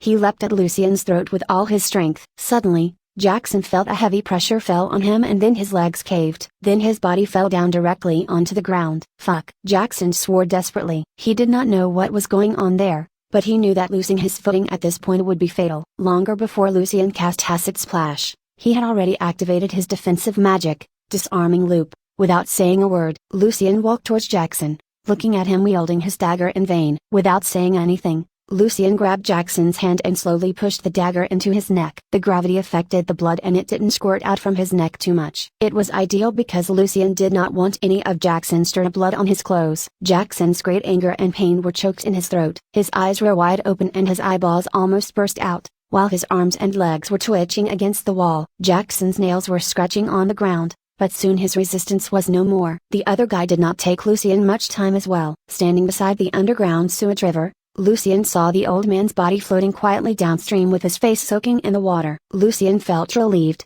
because he thought the old man would be the biggest threat among them. Who knew if the old man had some kind of evil power from his heretic belief? All this happened within just 20 seconds. The darkness was still covering the area some distance away. The two injured beggars were still writhing in agony on the ground. Some beggars and gangsters were still floating on the water, but they were too scared to find the broken steel net to escape. Lucien did not want to kill them all by himself, and he was also not able to. His power had a limit, so the easiest way was driving the rest of them into the Boulum River and leaving them to the ghosts there. But there was one problem. Lucien also could not see anything in the dark area, so he had to stand there for now, waiting for the magic to expire. At the same time, he was adjusting his respiratory rhythm in order to recover his power. Casting the 4 spells was very tiring. Lucien's remaining power was only enough to use either darkness or freezing rays once. Suddenly the light returned within the spell area. The light startled Scar and he couldn't help but close his eyes. The fear of death scared him to his knees. He trembled and prayed, "May God forgive me.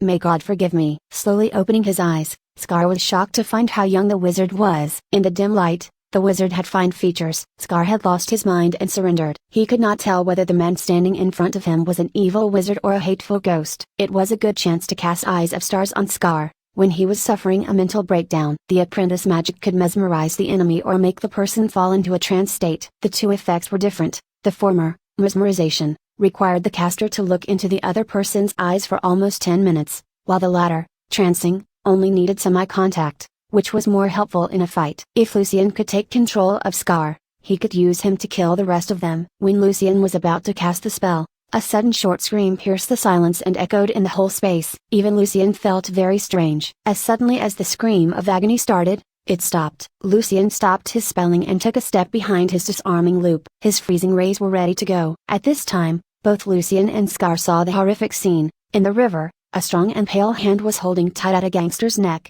whose skull was half opened. A black tongue was licking the white brain inside with some effort. The owner of the tongue was a humanoid monster, whose body was so swollen that its skin appeared almost transparent. Parts of its skin were hanging, showing its rotten flesh beneath. Under the cover of the monster's seaweed-like long hair, there were facial muscles that could fall off at any time. The place where the eyeballs should be was completely hollow, and there were 2 tiny white flames burning inside the 2 eye sockets. Another beggar's body, whose brain was completely gone already, was floating towards the river through the big hole on the steel net. The great master of Argent, the forever-lasting silence, may you bless your servants.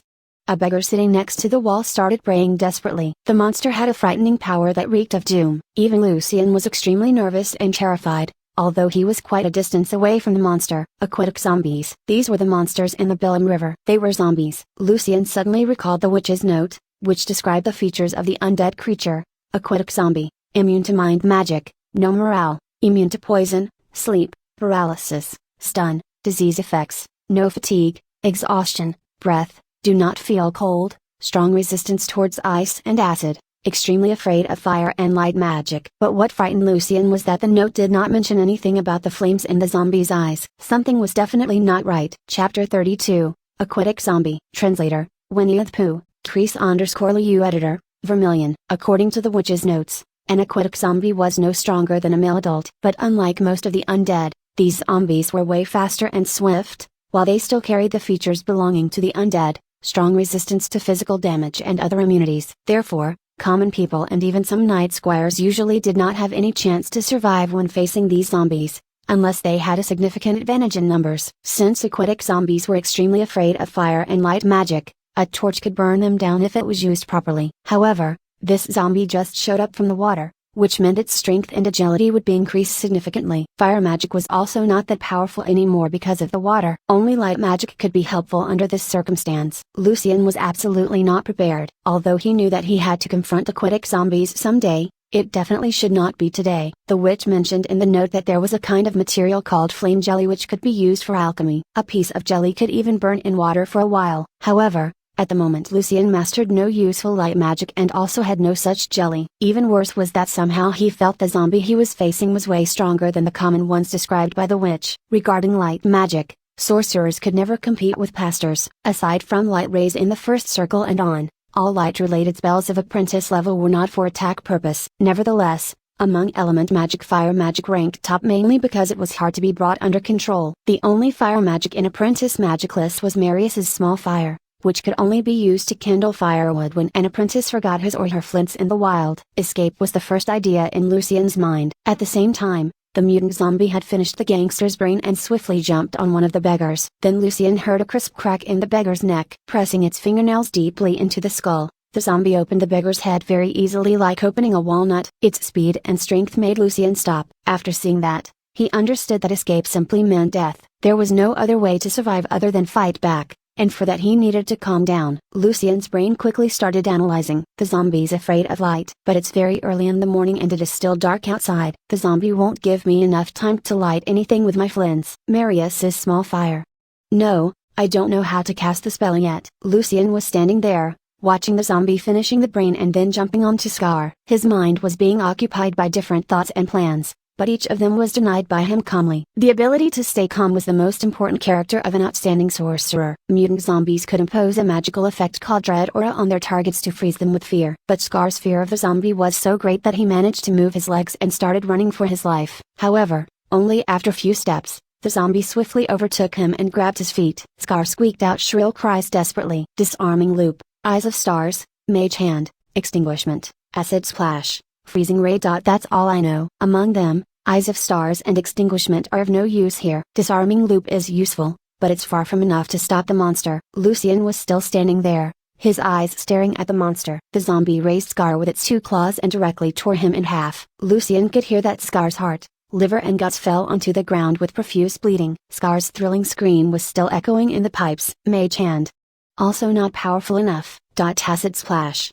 Wait, sulfur is required to cast Acid Splash, which is also a component of gunpowder. And during the casting process the sulfur is lit. Lucien's brain was striving for survival. He would not let his brain become another feast for the monster. The zombie opened Scar's head, in which the white brain tissue was still slightly shaking like a bowl of jelly. Lucien could feel the effects of its dread aura. His heart was racing and he felt breathless. He knew he couldn't lose his mind. Thus, he started analyzing the magic structure of Acid Splash, while his right hand reached into his pocket and grabbed a handful of sulfur. I gotta stop the magic reaction halfway when the sulfur is lit. The notes mentioned that it would backfire, the consequence going from exhausting spiritual power to severe damage in soul, or even worse. Analyzing the structure of the magic, Lucien tried to break it down into several parts to skip the acid reaction part during the casting process and only keep the fire from the sulfur. The process of deconstruction and reconstruction needed to be repeated several times. Even if Acid Splash was only a very simple apprentice-level spell, it was still very challenging for Lucien. Honestly,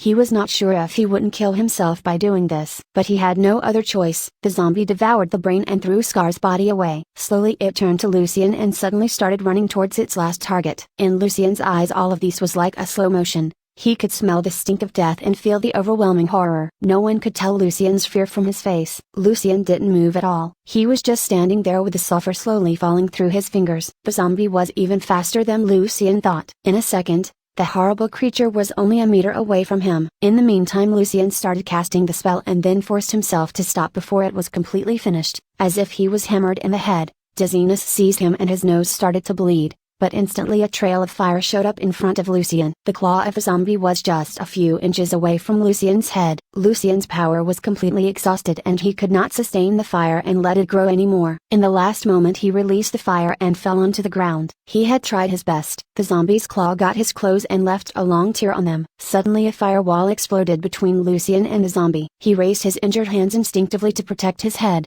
and then rolled away from the blue fire. The firewall did not last long, however. After a whoosh the zombie was covered in flames like a human-shaped torch. Swinging its claws, the zombie stopped attacking Lucien and started stumbling towards the water, but the monster became much slower now. Of course, Lucien wouldn't let it go back into the river. Grabbing the dagger, he stood up and caught up with the zombie. Lucien fiercely kicked the zombie down and stabbed the dagger into the holes where the two white flames were flickering. Lucien felt the burning pain caused by the heat. Once, twice.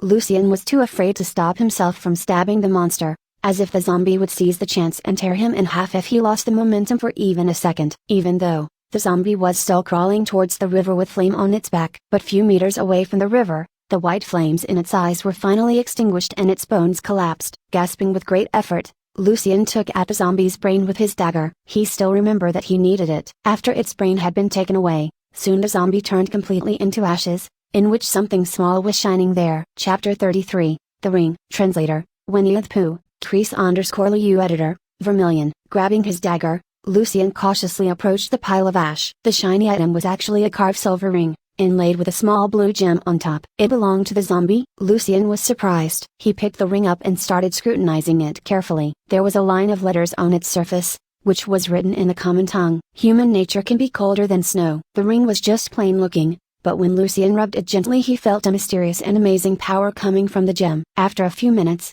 when Lucien's power started slowly recovering from the magic backfire, he carefully examined the ring again using his spiritual power. Lucien's injured soul was slightly shocked as soon as his spirit entered into the ring. He felt inside the gem what seemed to be the power of Blizzard, but its structure was way more complicated than that of the apprentice level magic. It's a magic ring. Maybe that's why the zombie seemed much stronger than the others. Lucien was excited. It seems that the ring's even superior to Benjamin's truth badge. I wonder which power level the ring belongs to. With his remaining spiritual power, Lucien couldn't even understand the magic structure in the ring, not to mention how to leave his own spiritual imprint on the structure. In order to use the power, a sorcerer with a first circle spell called Identify could directly understand the magic properties of all level 1 magic items, without having to analyze their inner structures. One's ability in using Identify would grow along with their accumulated knowledge, and thus the person could progress and start using the items of higher level. Sometimes there was extra information in some of them, including their makers, for what purposes they were made,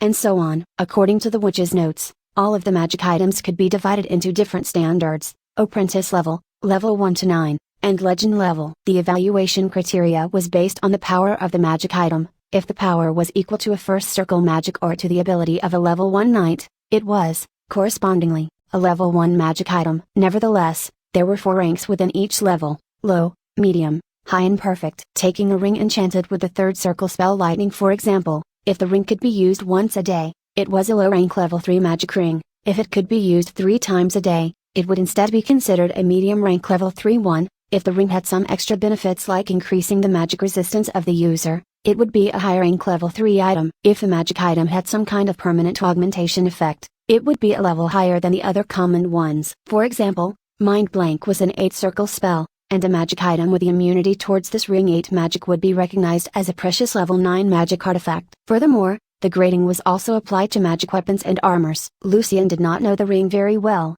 so he dare not wear it casually in case there was any curse on it. After putting the ring in his pocket he was in a pretty good mood. However, when he noticed all the bodies and blood around him, he knew that he had more work to do. Most importantly, he needed to learn how to preserve the aquatic zombie's brain tissue. Lucien do not know how to use the apprentice spell called organ preservation yet, but the zombie's brain tissue should be able to last from 3 to 5 days, which should be enough time for Lucien to master the spell. According to the notes, organ preservation was a spell that could actually be used for keeping many other things fresh, besides organs. 24 hours duration each time, no magic reagent required. After opening the zombie's skull with a dagger, Lucien saw its black brain, which looked like countless disgusting worms entangling each other. Carefully, Lucien put the brain into a bag together with his ice stones. Knowing lots of money would be needed for learning magic in the future, Lucien plundered all the money from the bodies, including the 2 hollow-headed ones in the river. He got 33 Rs and 52 fells in total. Looking at his bulging money bag,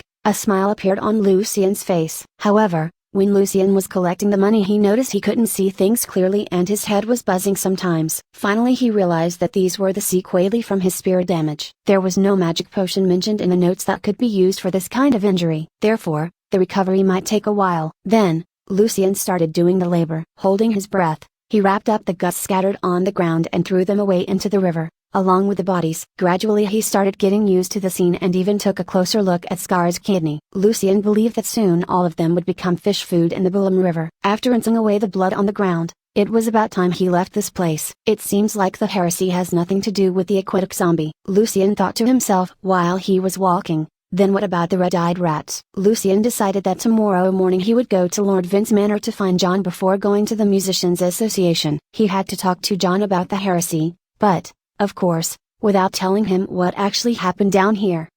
Several pastors in training would come down to the sewers once every 3 days to clean up the trash in the river using spells. But the person stepping out of a shadow after Lucien left was definitely not a new pastor. The Lord of Argent, the forever-lasting silence.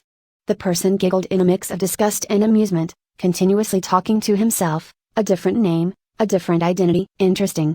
That person must have been bewitched by him. I can't wait to see his shadow coming upon the land. A battle between him and the Cardinal of Alto will be very interesting.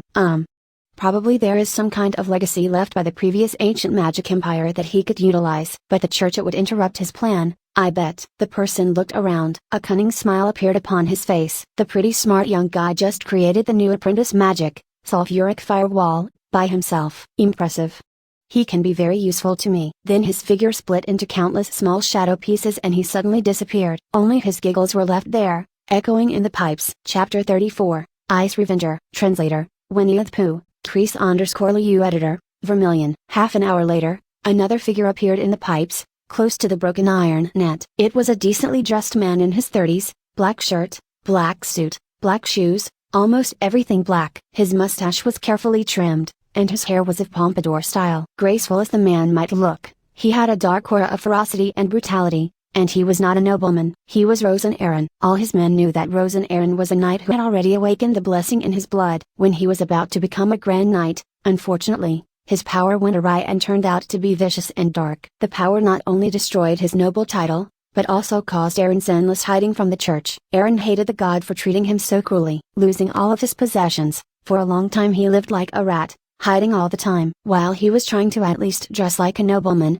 bitter hatred was still burning his guts day and night. The grading of knight and pastor was similar to the different levels of sorcerer. The ability to use the third circle spell Fly, the sixth circle spell Magic Trigger, or many other ninth circle spells symbolized different levels of sorcerer. When a sorcerer or sorceress could start using one of these spells, it meant he or she had made a new breakthrough. Their spiritual power would grow by a large extent, and their souls would transform into a higher level form. Even their lives would be extended. In the ancient magic empire, people regarded the first and second circle sorcerers as junior rank mages, while third to fifth circle were middle rank mages, and sixth to eighth circle, senior rank mages. Above them, a ninth circle sorcerer or sorceress would be respected as an archmage. Similarly, the levels 3, 6 and 9 were the key promoting points for a knight. If a person successfully awakened the blessing in their blood, they would first become a level 1 or level 2 knight. From level 3 to 5, they would be regarded as a grand knight, then 6 to 8, a radiant knight, in level 9 the title was gold knight,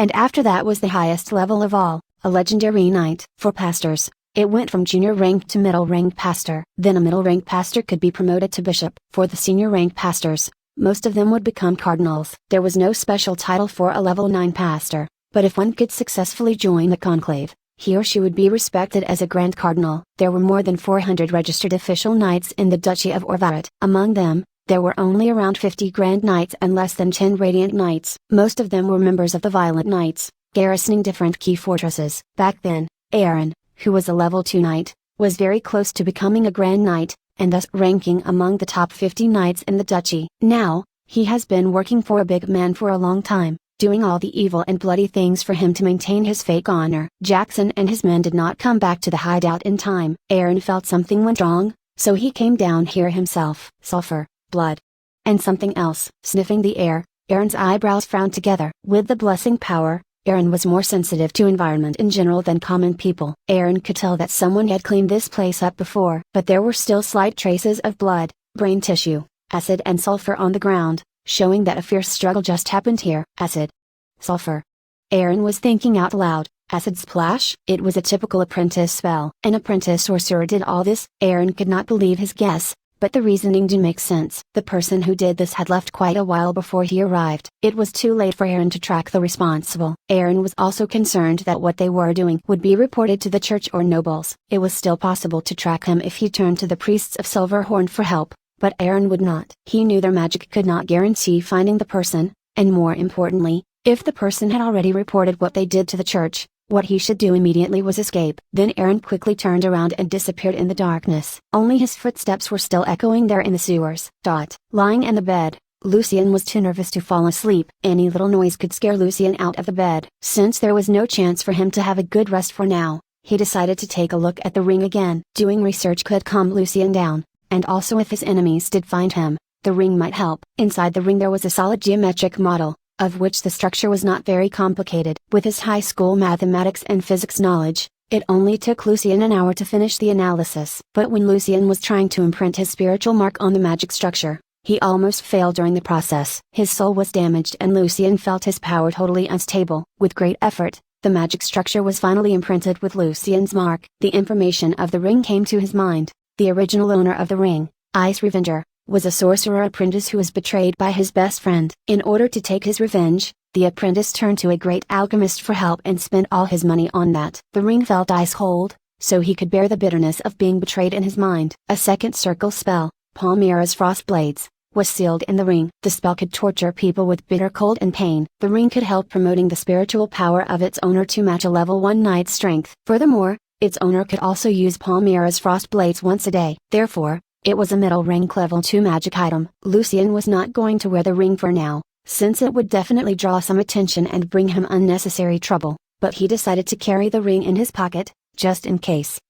Lucien woke up early at dawn with a bad headache. He felt dizzy and also had a fever. His physical weakness was caused by his internal injury from the magic backfire. There was no time for breakfast. Lucien wanted to report the heretics to Lord Vin as soon as possible. After changing to new linen clothes, he pushed the door open and headed towards Lord Vin's manor. The cool air outside was refreshing. He took a deep breath and felt his headache lessened. After 40 minutes walking, Lucien finally saw the magnificent manor. Lord Vin was a level 2 knight who used to pledge his allegiance to the Violet Knights. The Grand Duke of Orveret and him became good friends when the Grand Duke was still the Violet Count and the commander of the Violet Knights. When Lord Vin became older, he left the fortress in the dark mountain range and started having a more peaceful lifestyle here. But from time to time, he was summoned to the palace to be the Grand Duke's military consultant. The manor was surrounded by a high wall and several watchtowers, demonstrating the owner's military background. Outside of the manor, a number of farmers had already started working. 2 young men in their gray knight squire uniforms were patrolling, followed by some guards. "Who are you? What are you doing here?" Noticing Lucien was walking towards them,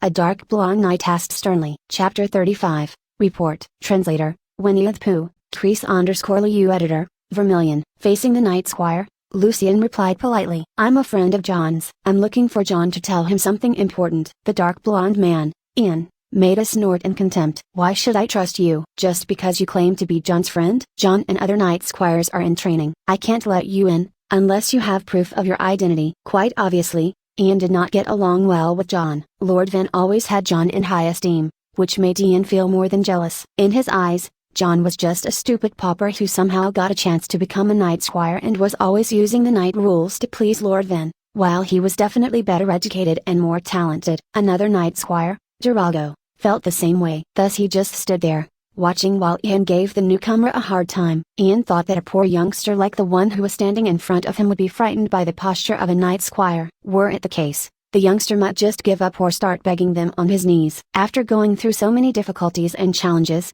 Lucien understood clearly what he was facing. In his eyes, it was ridiculous to see the 2 squires trying to pick on him, a nobody. Lucien answered seriously. "John's friend is in great danger. If John can't make it back in time to avoid it, both of you will be responsible for the consequences." I'm pretty sure that Lord Vin would definitely not be happy with what you guys are doing here. He knew that Lord Vin was a nobleman who strictly stick to knight rules all the way in his life. If Lord Vin knew his men violated the rules, he would punish them severely and drive them away from his land with no hesitation. "How dare you threaten me, you little bastard!" Stepping forward, Ian was so furious that he almost pulled out his knight sword. Lucien could feel the pressure coming from the high-level knight squire. Even the guards standing behind him felt frightened. What was out of their expectation was that Lucien was still the same, calm and serious. He asked sternly, "Are you gonna kill me, an innocent and unarmed boy, right now?" It seemed like he was not affected by Ian's posture at all. His willpower was stronger than the threat. "Did you hear what I said?" Now it was Lucien's turn to take a step forward.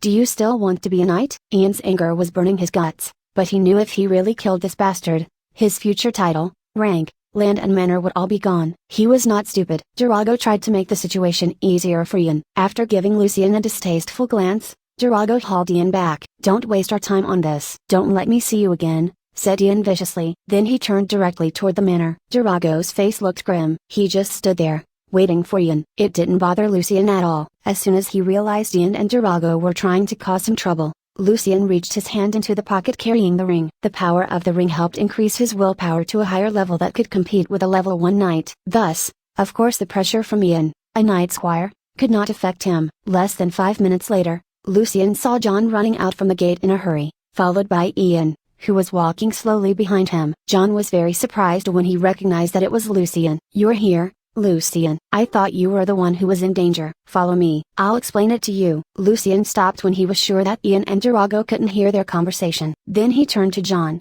and started telling his well-prepared story. I met a weird old beggar a few days ago. Lucien put a worried look on his face. At first, he was just complaining about the nobles and knights, but later, yesterday, when no one was around, he started accusing God, and I realized he was a believer of the devil, who was doing his vicious missionary work in Alto. I was about to report to the church, but I saw he was secretly meeting Jackson. I'm afraid that the gangsters are involved with the heretic, and they may seize the chance and take revenge on us, or what's worse, on your parents. If you can report to Lord Vin directly about what's going on here, I believe the nobles and the church would pay more attention to it. Lucien looked into John's eyes. These damn scum. Now they're involved with the devil. Yes, you're right. I should report it to Lord Vin immediately. John took Lucien's words directly without any doubt. And John, I'm afraid the situation is even more severe than you thought. I counted.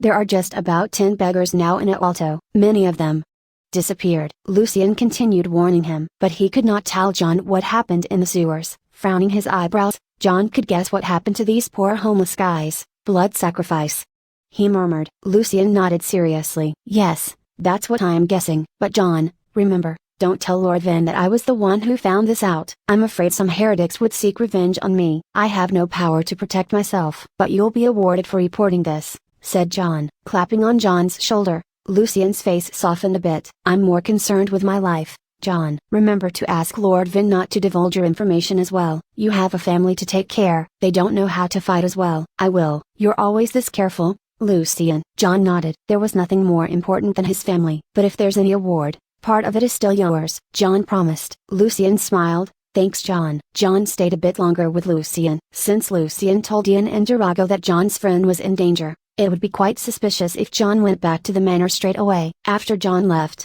Lucien decided to wait for a few more minutes to make sure that everything was going as expected. A while later, Lucien was relieved when he saw a line of knights galloping across the field. Besides John, there were 6 squires and a young pastor led by a serious-looking elder knight. When Lucien went back to Alto, he felt some vibration under the ground from the sewers. Lord Vin's men were there already. To be prudent, Lucien decided he would not go back into the sewers for a while. Recently he was focusing on analyzing magic. Sometime before the clock showed 8:30, Lucien finally arrived at his workplace, the Musicians' Association, in time for his shift. Chapter 36, Pierre. Translator, Winnie the Pooh, Crease_Lu Editor, Vermilion. Elena was anxiously waiting for Lucien in the hall. Being late on the first day of work would definitely not make a good first impression on the director, Mr. Hank. Another receptionist, Kathy, smiled to her colleague and joked, Elena, who are you waiting for? Your sweetheart. Come on, Kathy. I'm waiting for a friend of mine. Today's his first day working for the association. When Elena was talking,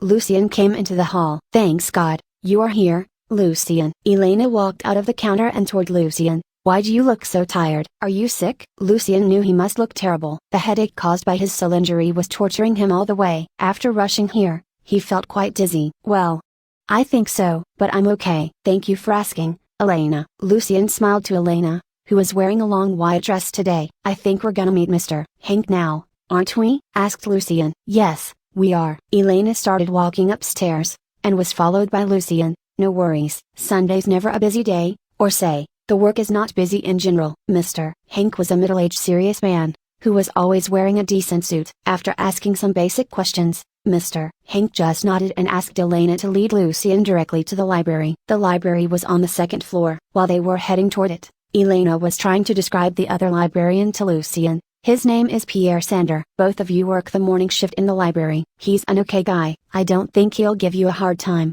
so no worries. But he's a bit, Elena paused for a few seconds. Weird. The guy called Pierre should also have some connections in the association, or he would have no chance working as a librarian here if he was just a nobody. Lucien just wanted to do his own work and avoid trouble as much as possible. The music library was huge and quiet, and thousands of precious music books, journals, and newspaper were collected here. There was only a black-haired young guy sitting behind the wood counter, reading the tablature carefully. In Lucien's eyes, the guy looked like a big fan of music. Pierre. Elena tried to draw his attention. This is the new librarian, Lucien. Finally, Pierre raised his head from the book. His brown eyes looked a bit confused. Morning, Elena. What day is it today?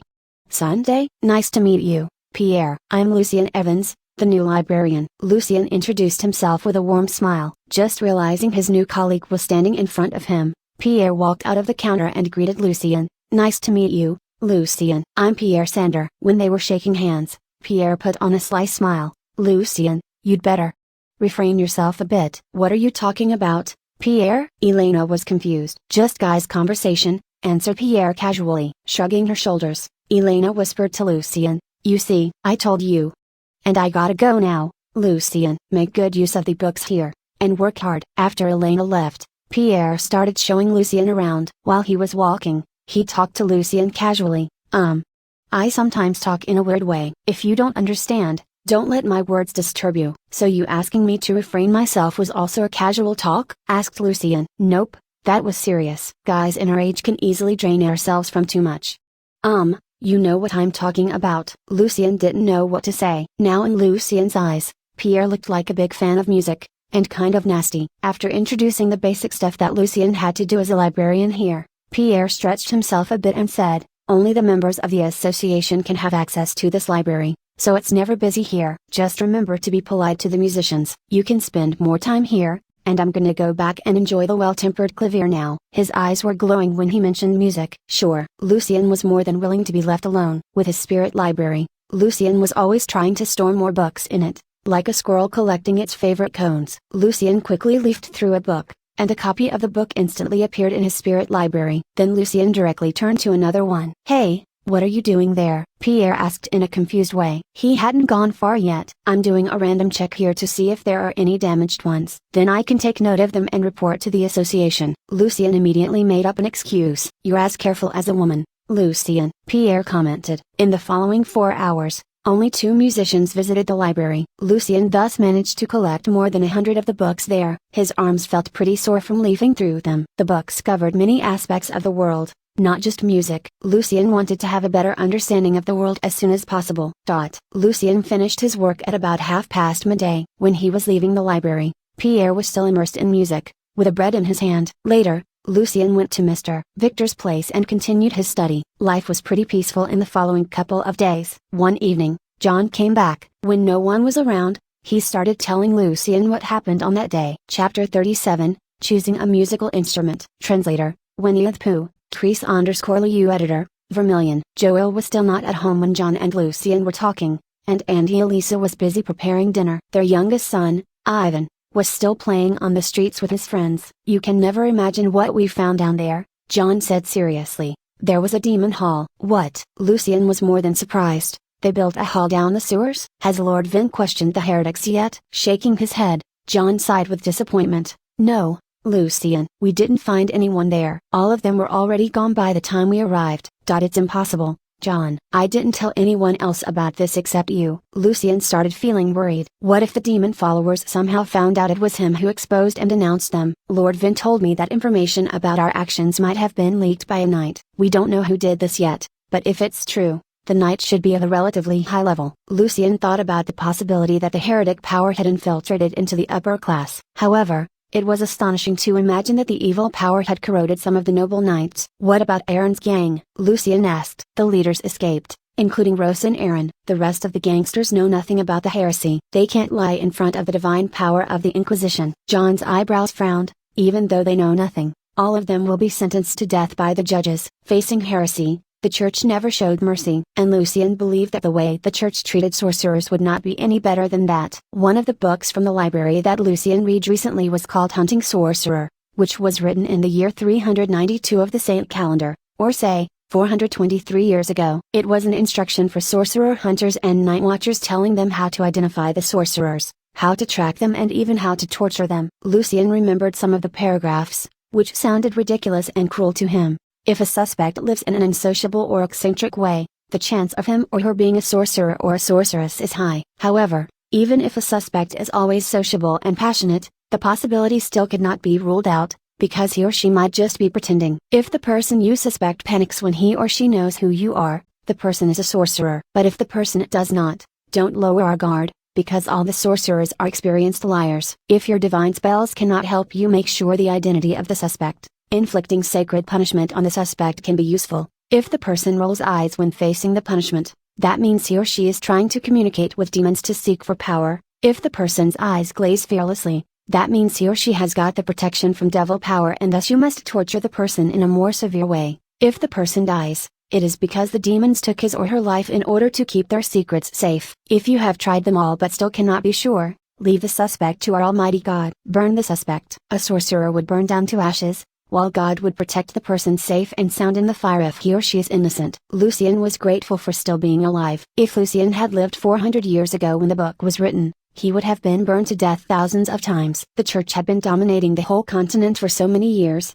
thus they were now paying more attention to the heresy in the north, instead of going all out hunting scattered sorcerers and sorceresses. Then did you find anything in the demon hall? Lucian asked with curiosity. Bad memories made John's eyebrows frown even tighter. We knight squires didn't go in there. Knights and pastors led by Lord Vin, Lord Verdi and the Cardinal of Salvatore searched the hall. Lord Vin never told me what he saw there, but I saw his face when he walked out. He looked very serious. I was guarding outside of the gate. John's eyes looked down at the ground and Lucian could tell the bad memory still disturbed him. When they opened the gate, I saw the ground was covered with blood, and I saw hearts, living throbbing hearts on the ground. They said that those were hearts extracted from people's chests when they were alive. Lucian, I've heard many stories, poems and rumors saying how horrible and vicious the heresy is, but today I finally realized how hateful and inhuman it can be. John raised his head and looked at Lucian, speaking with great determination. I hate them, the heretics. I can never forget what I saw there. I want to grow stronger and eliminate the demons completely. Looking at his serious face, Lucian smiled. This is the justice you're looking for, isn't it, John? John nodded, but then shook his head. I still don't clearly know what kind of justice I'm looking for, Lucian. All I know is that I not only want to protect my families and friends, but I also want to protect more people and fight against the dark powers. I know there's a class among the knights called Demon Hunter. They walk in the darkness and are willing to die fighting against the devil power. Is that your dream now? Asked Lucian. I don't know, Lucian. I still can't awaken my blessing power. Not everyone can become a real knight, not to mention becoming a demon hunter. John replied, a bit depressed. Come on. Of course you can. Lucian gave John a friendly nudge. Look, who am I talking to? The most promising knight squire appreciated by Lord Vin. Feeling the encouragement from his best friend, John grinned at Lucian. Talking about Lord Vin, Lucian asked, did he mention anything about your reward? Yes, sure. John's face was lightened by this topic. Lord Vin promised to give me a good knight's sword made of fine steel. Compared with what I'm using now, this one would be much sharper and even have some magic effects on it. Talking about the new sword, John even giggled a bit with sweet expectation. Lucian and John stopped their conversation when Joel came back. In the end, John reminded Lucian, Lord Vin told me that security will be tightened and there will be much more undercover investigations in Alto recently. You were questioned before because of the witch, so be careful recently. You're Mr. Victor's student now, and you never know if there's anyone who'd frame you for this out of jealousy. Thank you, John. I'll be careful, said Lucian gratefully. He knew that, as a knight squire, John was not allowed to leak this kind of information to someone else. Lucian knew he had to be really careful recently and stop practicing most of the spells that could cause a mess. However, Lucian also believed that after this massive search, when the knights and the nobles started letting down their vigilance, it would be even safer than before. Another Sunday morning, and Lucian was trying to organize everything on his day off. Although he was not practicing much casting during the past couple of days, his analysis work of the other several magic spells went on pretty well. His spiritual power was completely recovered and grew even stronger than ever with his meditation. For now, Lucian could cast up to 6 spells of the element school successively. In his spare time, Lucian also worked hard on his music studies. He spent lots of time with reading different books in his spirit library, but not only music books. From a variety of books, Lucian started to learn more about the continent, those countries believing in the God of Truth in the south, and heretic countries in the north, as well as the evil creatures living in the dark mountain range. The brain tissue of the mutant aquatic zombie could be preserved up to 3 years by exerting the magic once a day, which enabled Lucian to have enough time to collect the rest of the magic matters. Your progress impressed me again, Lucian. After testing Lucian's basic music knowledge learned within the several classes, Mr. Victor commended, then we can move forward to actual practice and to learn how to integrate what you've learned from the books into it. When Lucian first helped with improving the harpsichord, Victor thought that Lucian might just happen to have an inspiration there. But now Victor felt that Lucian at least had some talent in music. Lucian, what musical instrument do you want to learn? Asked Victor gently. I'm relatively good at violin, harpsichord, pipe organ and flute. But if you want to learn something else, I should also be able to help. Lucien never really put much thought into it. He was a bit hesitant. Lucien was a fan of piano back in the days, but he never had a chance to learn how to play it. But on second thought, one day Lucien would set out to find the headquarters of the Continental Congress of Magic and, of course, he could not carry a piano with him all the way. Probably he should choose something relatively portable, like a violin. Felicia and Herodotus were curious to see which one Lucien would choose, but Lucien was still hesitating. It's okay, Lucien. Victor smiled. If you have any concern, just tell me. Maybe I can help you. So Lucien asked cordially, Mr. Victor, can I choose both the improved harpsichord and violin? The rest of the 3 students were a bit pissed off. They felt Lucien was being really greedy because he could learn for free. No problem, answered Victor, but you gotta focus on one thing at a time. What about we start from learning harpsichord, and I can probably get some new ideas while I'm teaching. Sure, thank you, Mr. Victor. Lucien was grateful. Chapter 38, Modern Piano Fingering. Translator, Winnie the Pooh, Crease_Liu Editor, Vermilion. Standing up from the couch, Victor clapped his hands delightfully. All right, Mr. Ryan and Mr. Shavel have finished the improvement of the harpsichord a couple of days ago. Let's try the new harpsichord today. All of you can come. I even feel that I shouldn't call it a harpsichord anymore, since its tone, its range,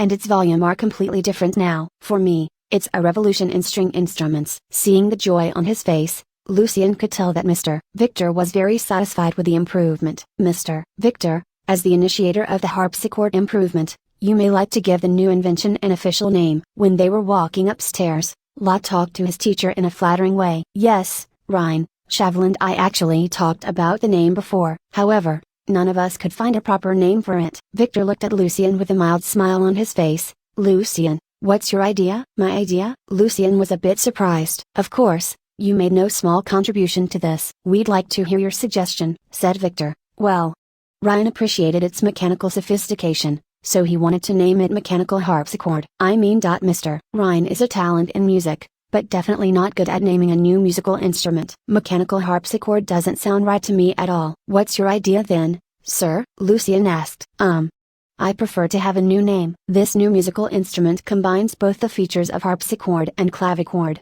and it has a much wider range of tones compared with its predecessors. So I would suggest the name to be Superchord. Including Lucien, none of the students present knew what to say toward this name. Well, what about the name Pianoforte? Lucien said with uncertainty. Pianoforte? It's a pretty new name, but it sounds a bit weird. Victor rubbed his chin with his hand in thoughts. The sounds produced by the new instrument were an extension of what the harpsichord could do. Lucien was trying to make the weird name make sense. Lucien knew, in his world, the first piano made by the Italian harpsichord maker Cristofori was first called pianoforte. In Italian, pianoforte meant soft loud. Lucien wanted to keep the name, because it would be sweet if he could play an instrument in this world which was almost the same as a piano on Earth. Pianoforte. Pianoforte.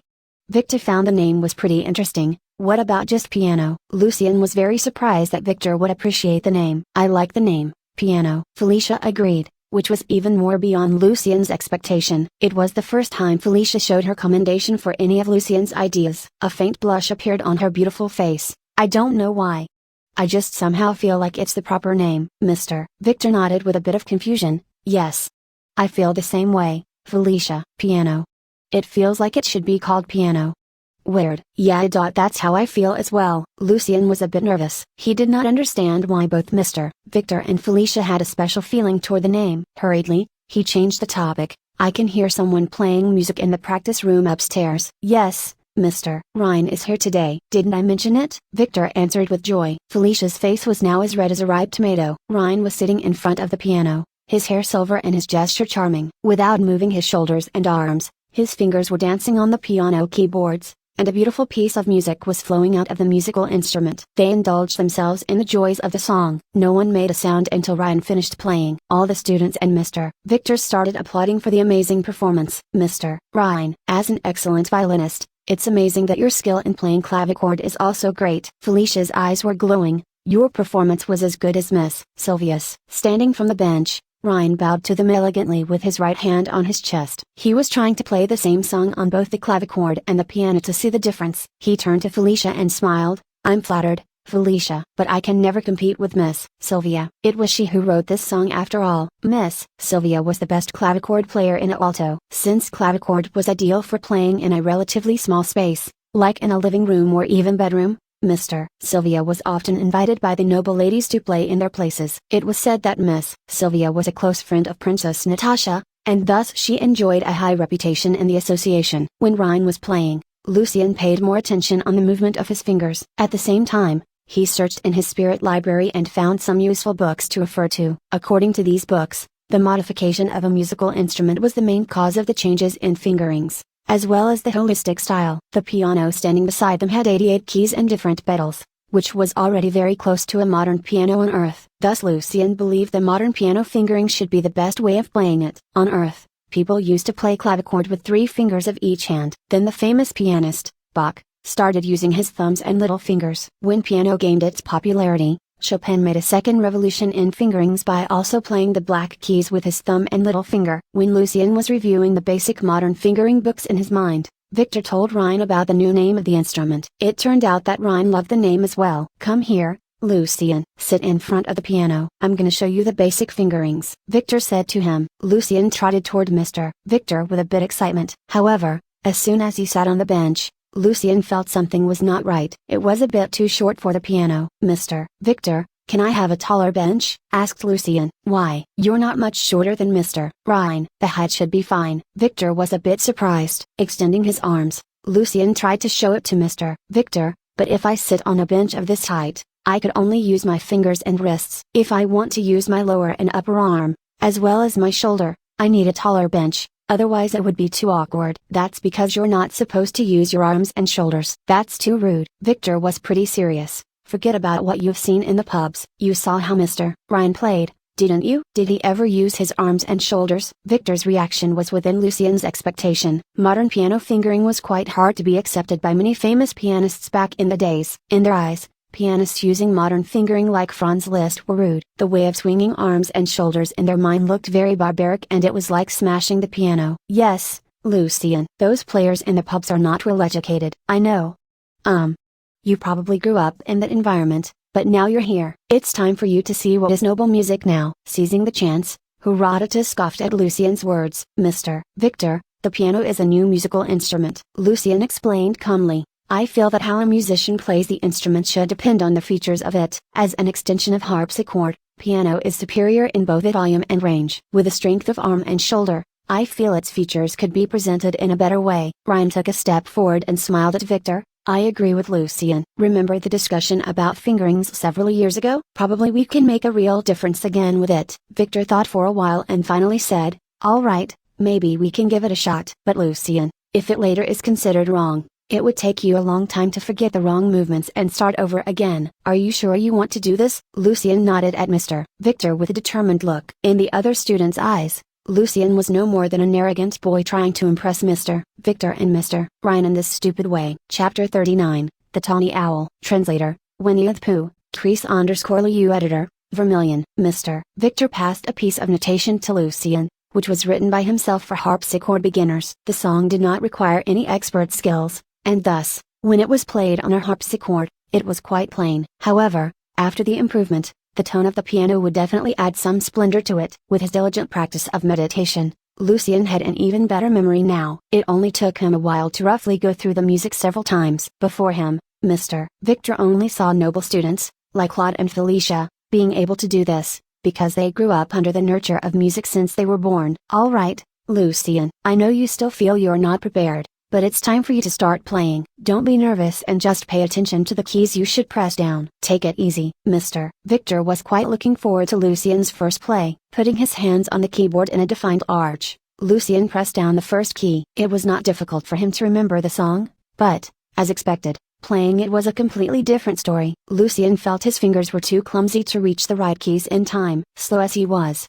Lucien tried his best to focus on the keys to make sure they were the correct ones. Instead of a song, his first time playing sounded more like a bunch of separated notes climbing out of the piano slowly one by one, or like a dying man exhaling with great effort. However, no one there ever laughed at him, including the 3 noble students. Watching Lucien play reminded them of their own past struggle, which was even more terrible. It was a short piece of melody, that should last around a minute, but it took Lucien more than 3 minutes to finish playing it. After he pressed down the last key, his forehead was oozing sweat. Lucien felt that even fighting with an aquatic zombie in the pipes could not be more exhausting. Mr. Victor was the first person who started applauding Lucien, followed by Ryan and the other students. "You did a good job, Lucien." Victor comforted him, smiling. "I know how clumsy a person would feel when he or she first started playing. But you are the only student I've seen that managed to press every key correctly. It's impressive." Ryan nodded. "Yes, you are very smart, Lucien. I'm sure you will improve quickly with more practice. But the coordination of your hands was for sure not your strong point,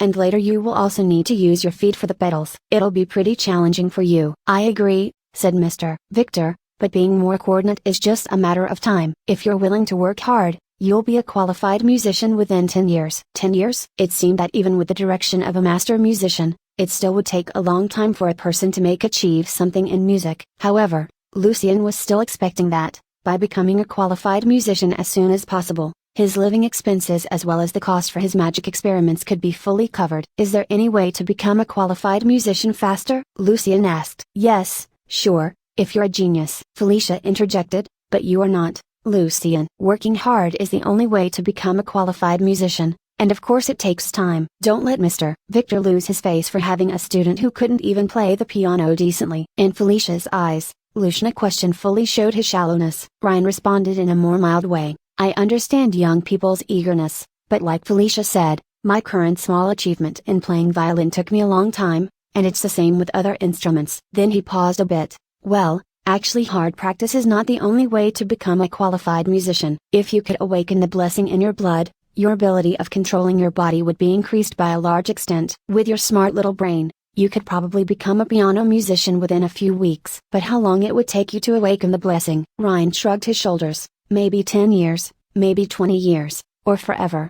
"What do you think?" "Becoming a genius sounds more practical, Lucien." Lot laughed. Victor turned to Lucien. "If you just want to master a relatively hard piece of melody, an intensive practice within a short period of time may be helpful, but this can never help you become a really good musician. Do not rush, but always work hard, Lucien." Victor tapped Lucien on his shoulders to encourage him. Lucien looked at Mr. Victor and nodded. After the class, Lucien started working on his monthly budget. He needed to give Auntie Elisa 3 nars every month for the meals because he was now eating with their family more often. Also, more money would be spent on building a secret magic lab in the future, when it all calmed down and became safer. Besides money, Lucien still had lots of concerns. Buying too many glasswares for magic experiments could be very suspicious to the church, and Lucien currently had no idea what to do with them. He also needed some black robes, so he could sew some rows of small pockets inside for carrying more different magic reagents in the future. Burying his head in his arms, Lucien thought to himself, "Maybe I'll become a tailor sewing clothes for people rather than a sorcerer." The idea amused him a bit.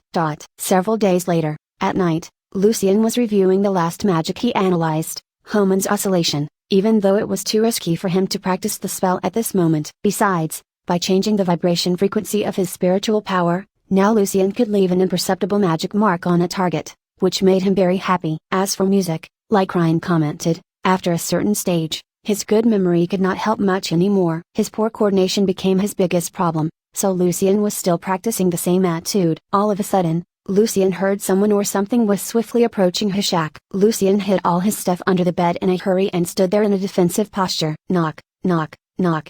The window opened by itself. Lucien felt a familiar wave of magic power coming inside. He was very nervous, but also kind of excited. Was it another sorcerer apprentice, or even a real sorcerer? A tawny owl flew in through the window and landed on the table. Somehow Lucien felt it had an arrogant-looking face, and the owl started speaking in a harsh voice. "You should open the window for me, you little boy." Lucien was not really scared. In the notes, the witch mentioned some animals that could talk. Some of them were sorcerers or sorceresses transformed into different kind of animals, while some of them were summoned pets. However, Lucien was not sure which one the owl was, yet. Strolling on the table, the arrogant owl looked at Lucien from top to bottom. Then it started talking again. "Don't be afraid, boy. As long as you answer my questions honestly, Lord Doro won't hurt you." Lucien nodded his head, feeling a bit confused. Who is Lord Doro? The owl took a step forward and looked at Lucien's eyes. "Listen to my question. After the apprentice died, did any sorcerer or sorceress come here and asked you about her?" Chapter 40. Tracking. Translator, Winnie the Pooh, Crease_Lu Editor, Vermilion. As long as all the required reagents were ready, An apprentice could start summoning his or her own pet with different reagents. There were also different summoned animals. Some could be common animals like owls, cats or ravens, while some could be very powerful magic creatures like a fairy dragon. Once they were summoned, mysterious connections would be built between the owners and them. Thus, an owner could gain some special abilities based on the features of his or her summoned pet, and vice versa. As long as the pet was strong enough to handle magic, it could also use some of its owner's basic spells. For example, if one could summon a cat as his or her companion, the summoner usually would then have good night vision, and there would be also a significant improvement in the person's agility. Meanwhile, the cat could help its owner to cast some of the apprentice spells like darkness and organ preservation, even some basic necromantic spells. However, as to how many spells a companion pet could master, and how many times it could cast the spells depended on its owner's level. That was to say, the power consumed by a spell would not come from the pet, but still from its owner. If the owner's remaining spiritual power was not enough, the pet would not be able to use magic. A summoned companion pet could also grow stronger to higher levels, but the special abilities its owner gained would not be further improved along the process. If the pet died, or somehow the connection was broken, the owner would lose the special abilities deriving from the pet and even be injured. Lucien had never paid much attention to summoning spells before, because having a magic pet in the city under the nose of the church could easily bring him big trouble. A few seconds later, Lucien slowly answered the owl's question, "No. I didn't see any other sorcerer or sorceress." The owl flapped its wings in satisfaction. "Very well. You are indeed not lying. Lord Doro has been watching you for some time, and no one came or asked about her." Sneaky little bird. Lucien almost rolled his eyes. Then, the second question. "What happened in the witch's secret chamber and what did you find there?" The owl's big round eyes blinked. "Well, I went down there with a few guards."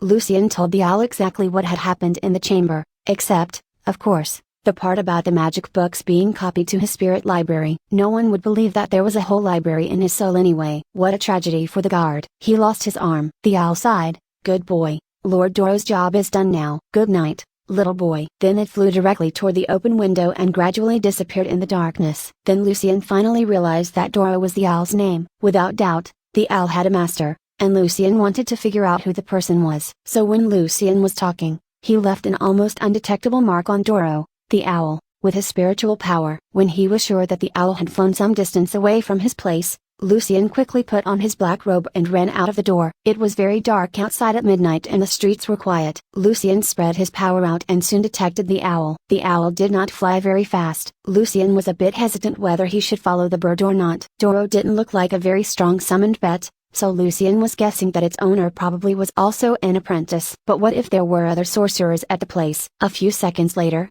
Lucien decided to take the risk. After all, sooner or later, he needed to find other apprentices or sorcerers and join them. Such a good opportunity like the one sitting in front of him was definitely worth the risk. Furthermore, if Lucien found himself in a dangerous situation, he still had a level 2 magic ring to help him, the Ice Revenger. Lucien followed the target and ran on the streets. At the same time, he kept some distance between him and Doro to make sure he wouldn't be noticed. About 10 minutes later, Lucien saw the owl flying into a window on the second floor of a building covered by darkness. Carefully, he approached it, and was a bit surprised when he found out it was actually the copper cornet. Lucien put his Ice Revenger on the finger, and then carefully walked toward the back door of the pub. With some easy apprentice spells, he sneaked into the tavern and went upstairs. Luckily, no one was on the corridor at this time. Listening carefully with the help of his spiritual power, Lucien could hear a man talking in a low voice inside one of the rooms.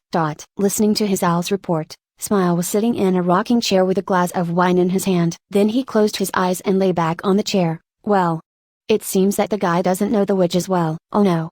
I have no clue now, not at all." "How can I find the man from the Continental Congress?" "Smile, as long as we keep collecting information."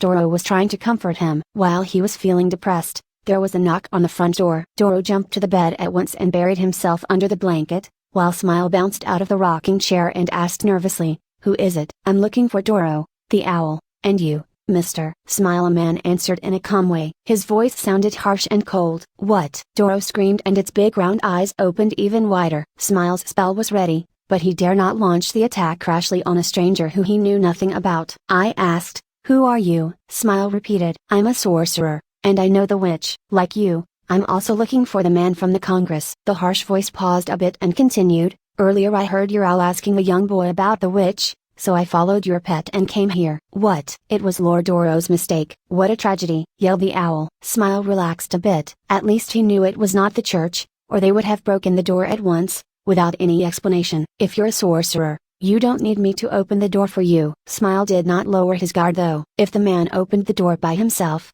he could have a few more seconds to better cast defensive measures. Besides, he could tell from the spell if the guy was really a sorcerer, or a pastor in disguise. The two powers were different. Then, the door opened. A freezing cold and threatening power came into the place before the sorcerer entered. Smile took a step back. He knew he was definitely overpowered. None of his apprentice spells would be helpful when facing the other sorcerer's power. Then he saw a mysterious man wearing a black robe, whose face was hidden in the shadow of a hood. Lucian, on the other hand, saw the apprentice's face well enough, and realized that he actually met Smile before. When Lucian first visited Copper Coronet, Smile was the hook-nosed man sitting beside the pub counter.